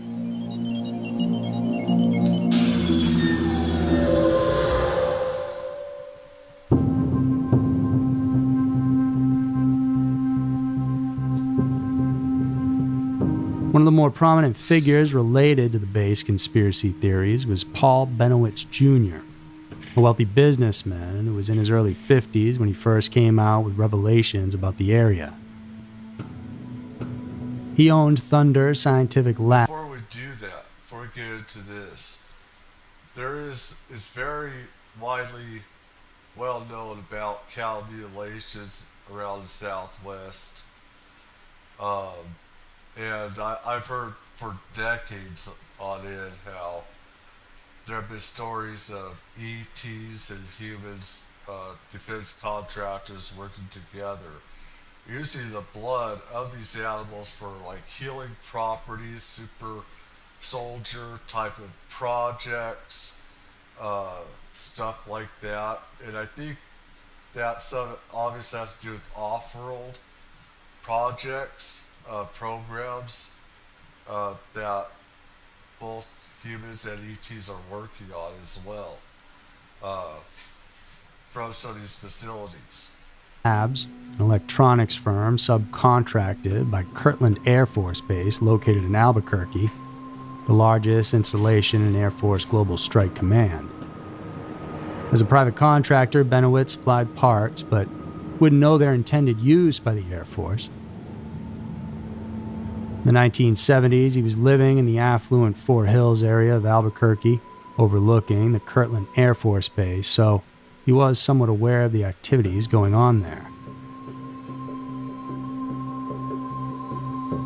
And Benowitz wasn't just an astute businessman, but also a committed UFO investigator.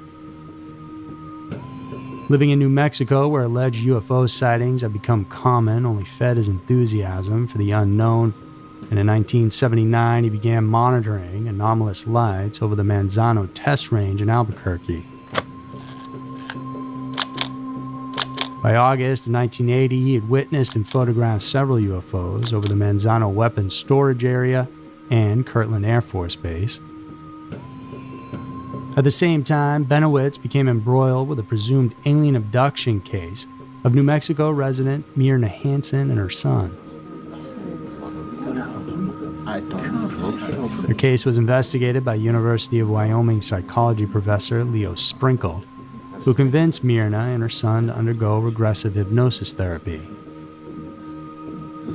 In the sessions, the entranced mother and son claimed that while driving, There they have witnessed been farmers that have seen UFOs. I believe there is some testimony out there where they've seen stuff like this happen. A lot of them were shut up, though. A lot of them were shut up. A lot of them were threatened as well. Some have, from what I've heard, have had Men in Black experiences. So these farmers. the mutilation of cattle by aliens.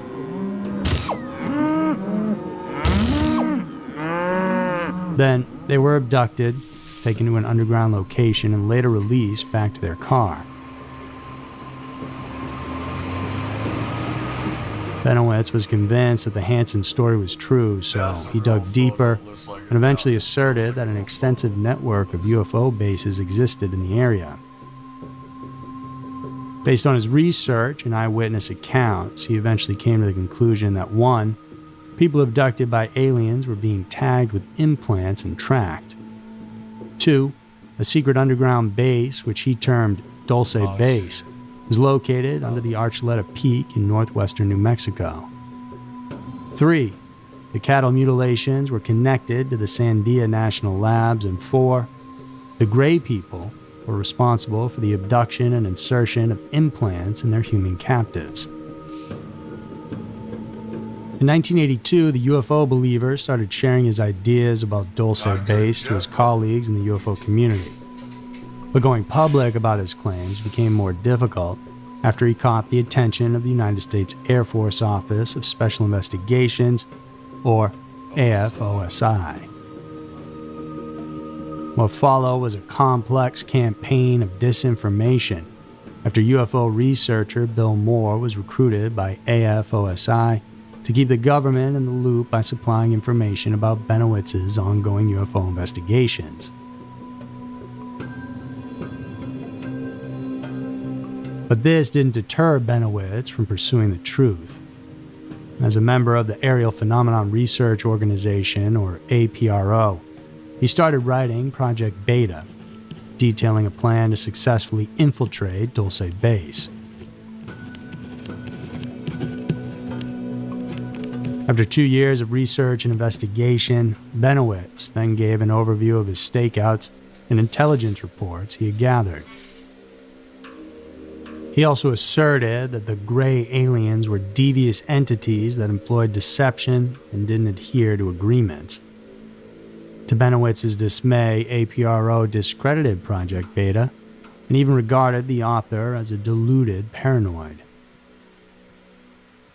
In fact, it was APRO's director, Bill Moore, who informed the UFO community that Benowitz had been admitted to a mental health facility 3 times after suffering severe delusional paranoia and had pushed Moore into a mental breakdown by feeding him false information about aliens. I've had mental breakdowns, stuff like that myself. I mean,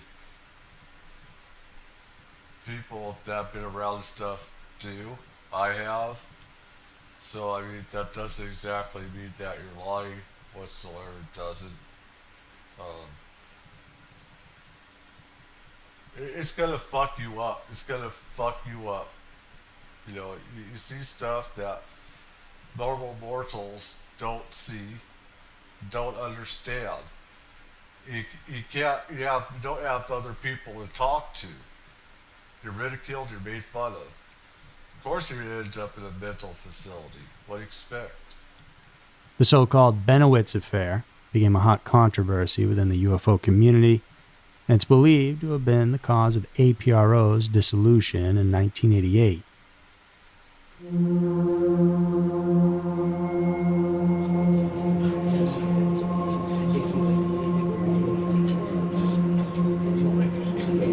A year later, Moore confessed to supplying the Air Force and other individuals with information about the activities of Benowitz. And following the blowout, the businessman, once passionate about alien investigation, became a recluse. And he died on June 23, 2003. Benowitz's opportunity to shed more light about Dulce Base may have been crushed, but he had laid some groundwork, and the theories kept coming as more people clamored for their stories to be heard.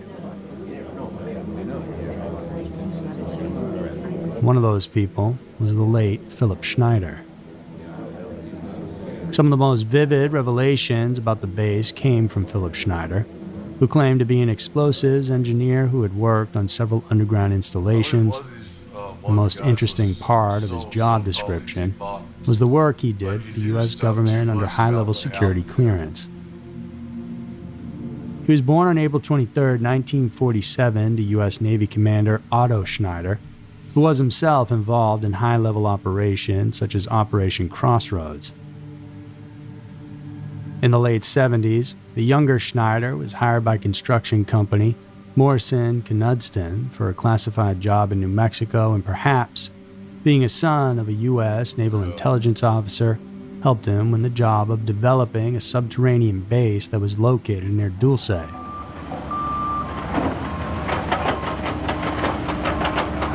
But according to Schneider, something went wrong one fateful day in 1979.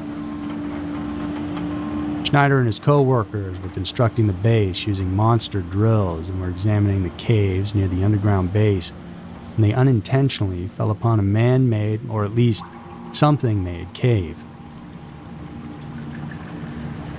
Yeah, I believe this guy that we're talking about here, from what I heard, that it was debunked. Some of what he said, supposedly, alright? The thing is, it doesn't matter exactly to me what he says is real or not, whether he worked there or not. I do know that stuff like that takes place there that he was describing. How do you know all this stuff is what I wonder, and one of the videos that I already looked at before, the Y files, he brought up as well as how the hell did he know about all this stuff? If he didn't work there before, did he get it from somebody else? And he has that big scar that you don't get just from anywhere. You know, that also looks like it was like a laser too. But anyways. Inside, there were creatures that Schneider called tall grays, standing around 7 feet.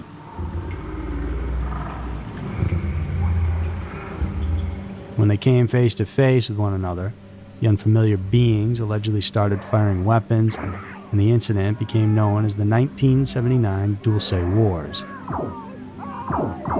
The superior technology of the aliens obliterated the humans, killing 57 people, leaving only 3 alive, one of which was Schneider. His tale, akin to an alien horror flick, included details of him facing the gray aliens head-on and killing 2 of them. Luckily, a U.S. Green Beret helped him escape, but he was seriously injured when a radiation-loaded weapon was blasted at him. When it says some of it sounds like BS, and yeah, I know that some of it, that stuff does happen. In these places, some of the experiments does happen. So, I mean... Blowing off his 2 left fingers and leaving a scar that ran down from the top of his throat to below his belly button. Some people attested Schneider had another scar that ran from under his ribs up and across his chest. Yeah, I saw that. But just like Paul Benowitz, Schneider soon slipped into oblivion for a while, but resurfaced in the mid-1990s as a lecturer about the Dulce base. Despite suffering from chronic lower back pain, osteoporosis, and multiple sclerosis, he went on tour speaking about the government cover-ups, black projects, and UFO phenomena. Schneider believed that during the attack in '79, the plasma blast that hit him on the chest caused a carcinogenic reaction. But he persevered and dedicated the last 2 years of his life making people understand what truly transpired during the Dulce Wars. However, skeptics were quick to dispute Schneider's claims, of course. They found fault in his statement that he had worked for the U.S. government for 17 years, yet retired at age 34.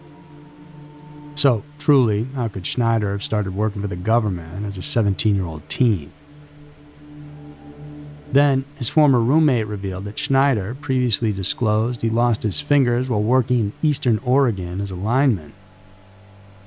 None of Schneider's claims have ever been validated, and he carried them to his grave when he died on January 17, 1996. Heart attack was initially believed to have caused his death, but police ruled the official cause a suicide, and an autopsy suggested strangulation had occurred.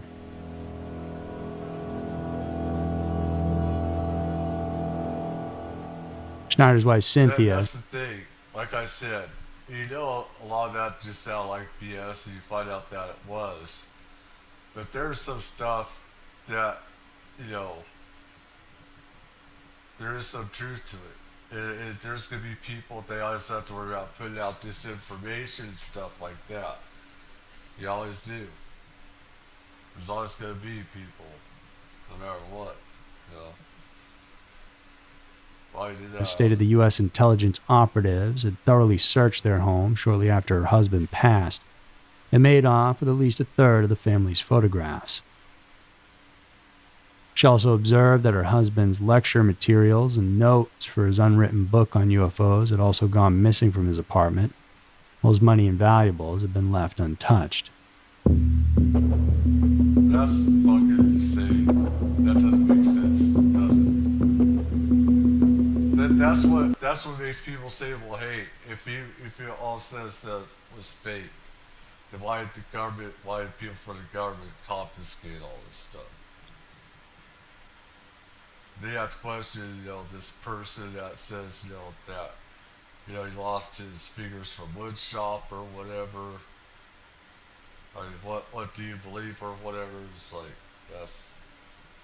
that's just, I would like to have heard what his wife had to say. These men's stories prompted more witnesses to emerge, and a high-level security officer with the pseudonym TC, or Thomas Costello, was one of them. He had an Ultra 7 clearance as an insider working at Dulce Base in 1979, but he turned into a whistleblower a decade later. There may be more than 7 levels, but I only know of 7, Costello had said about the underground structure in a 1989 interview. But who was Costello? Well, he was in his mid-20s when he received top-secret training in photography at an underground military facility in West Virginia and worked in high-security photography in the Air Force for 7 years. In 1971, he left and went to work for the RAND Corp in Santa Monica, California. And in 1977, Costello was transferred to the Dulce facility, lived in Santa Fe, New Mexico, and commuted to work via a deep underground. There's a lot more. These things that he's using, I know you have to use something, but they're a lot more beautiful looking than this. The underground's a lot bigger and it's smoother. It's darker, there's lights, stuff like that. There is, but they're not going to look as terrible as some of the stuff that's in, as it looks in this video.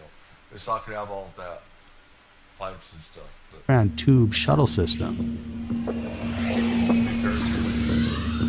He had learned of and seen such disturbing things inside the base that, after much inner conflict, he decided to desert. They also thought it had to use special steel as well because it's miles and miles and miles. At least like 10 miles, I've heard, 9 miles or more underground and stuff. So you have to use special equipment, definitely special steel for that, and concrete, special type of concrete that's not used in any other type of buildings that we use. At the facility and take various items with him in 1979.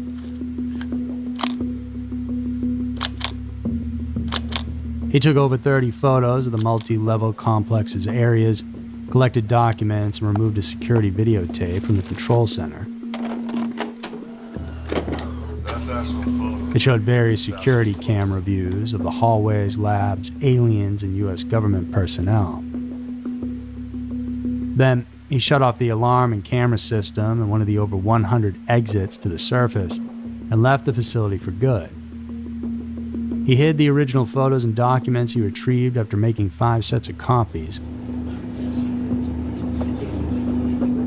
This is the thing. I don't know if anybody that could just, but you're always being watched. And a lot of these places, of course, you have x-ray machines, metal detectors, stuff like that. And you're constantly being watched on CCTV. You're not going to be able to just get photos. You can't just go take a photo. You'd be found out, you'd be dead, or else you'll be in prison for the rest of your life in a federal pen. You'll never get out. No one will ever hear your story. The only time that photos will ever get out is if they let it out, or if they let it out to put out disinformation. It's either one of those two. But they're not going to just let people go in. They got security measures for that. Costello was ready to go into hiding, but when he went to pick up his wife and young son, he found a van and government agents waiting. A fellow worker named Kay Lomas had betrayed him. Costello's wife and child had been kidnapped, and the agents wanted what he had taken from the facility in exchange for his wife and son's release. When it became apparent to him that his family would be used in biological experiments and were not going to be returned unharmed, he decided to run away for good.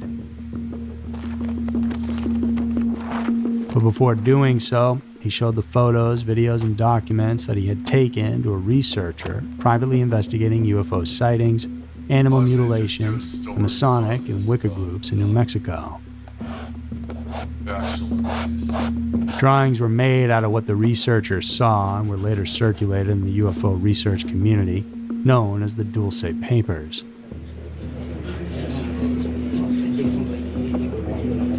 Then in the late 80s, Costello came out of hiding and gave more details about Dulce Base.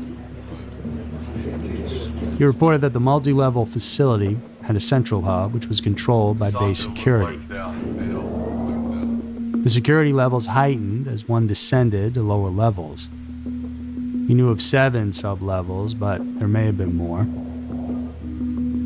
Most of the aliens supposedly were on levels 5, 6, and 7, with alien housing on level 5. The only sign in English was over the tube shuttle station hallway, which read to Los Alamos. Connections go from Dulce to the Page, Arizona facility, then onto an underground base below Area 51 in Nevada. that. Yeah, I definitely. Tube shuttles went. These bases have underground transportation to other bases. I say even Edwards, Area 51, Dulce Area 52, a lot of other bases. There's, I'd say, spider networks, type of networks, stuff like that, like spider web and stuff like that. But To and from Dulce to facilities below Taos and Taal in New Mexico, Colorado Springs and Creed in Colorado, and in Sandia and Carlsbad, New Mexico. Moreover, Costello alleged that there were over 18,000 short grays at Dulce facility, and that he saw reptilian humanoids as well. A colleague had come face to face with a 6-foot-tall reptoid, which had shown an interest in research maps of New Mexico and Colorado. These maps were full of colored pushpins and markers indicating sites of animal mutilations, caverns, locations of high UFO activity, repeated flight paths,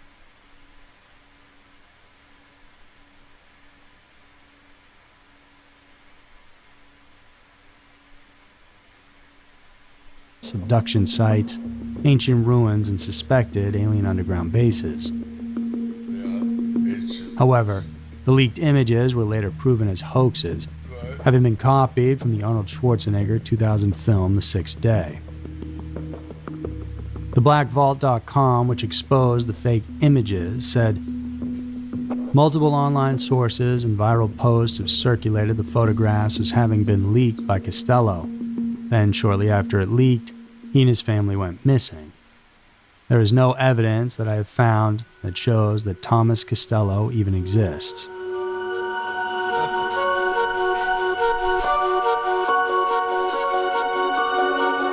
oh boy, let's see.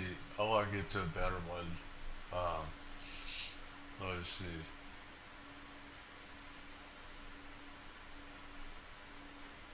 And this stuff I have to worry about copyright on stupid YouTube.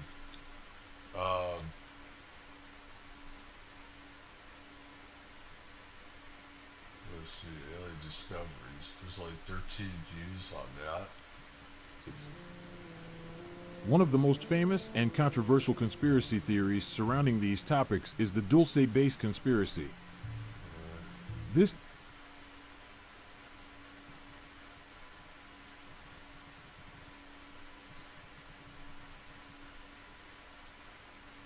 I'd have to get this one. What do you have? You gotta watch. No. This is Stanton Friedman. I'm a nuclear physicist with a very strong interest in flying saucers. I'm in Kansas City, Missouri on July 24th, 1990. Right here, real quick.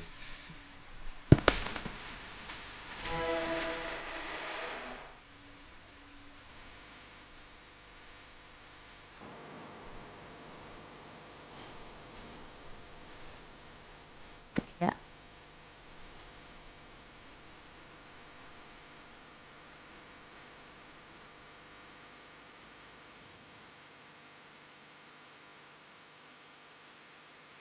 It's from ABC7. Jerry Julian says she had her first extraterrestrial encounter right here on her Dulce Ranch about 40 years ago. It was huge. I just saw the bottom of it. It was like flat like this.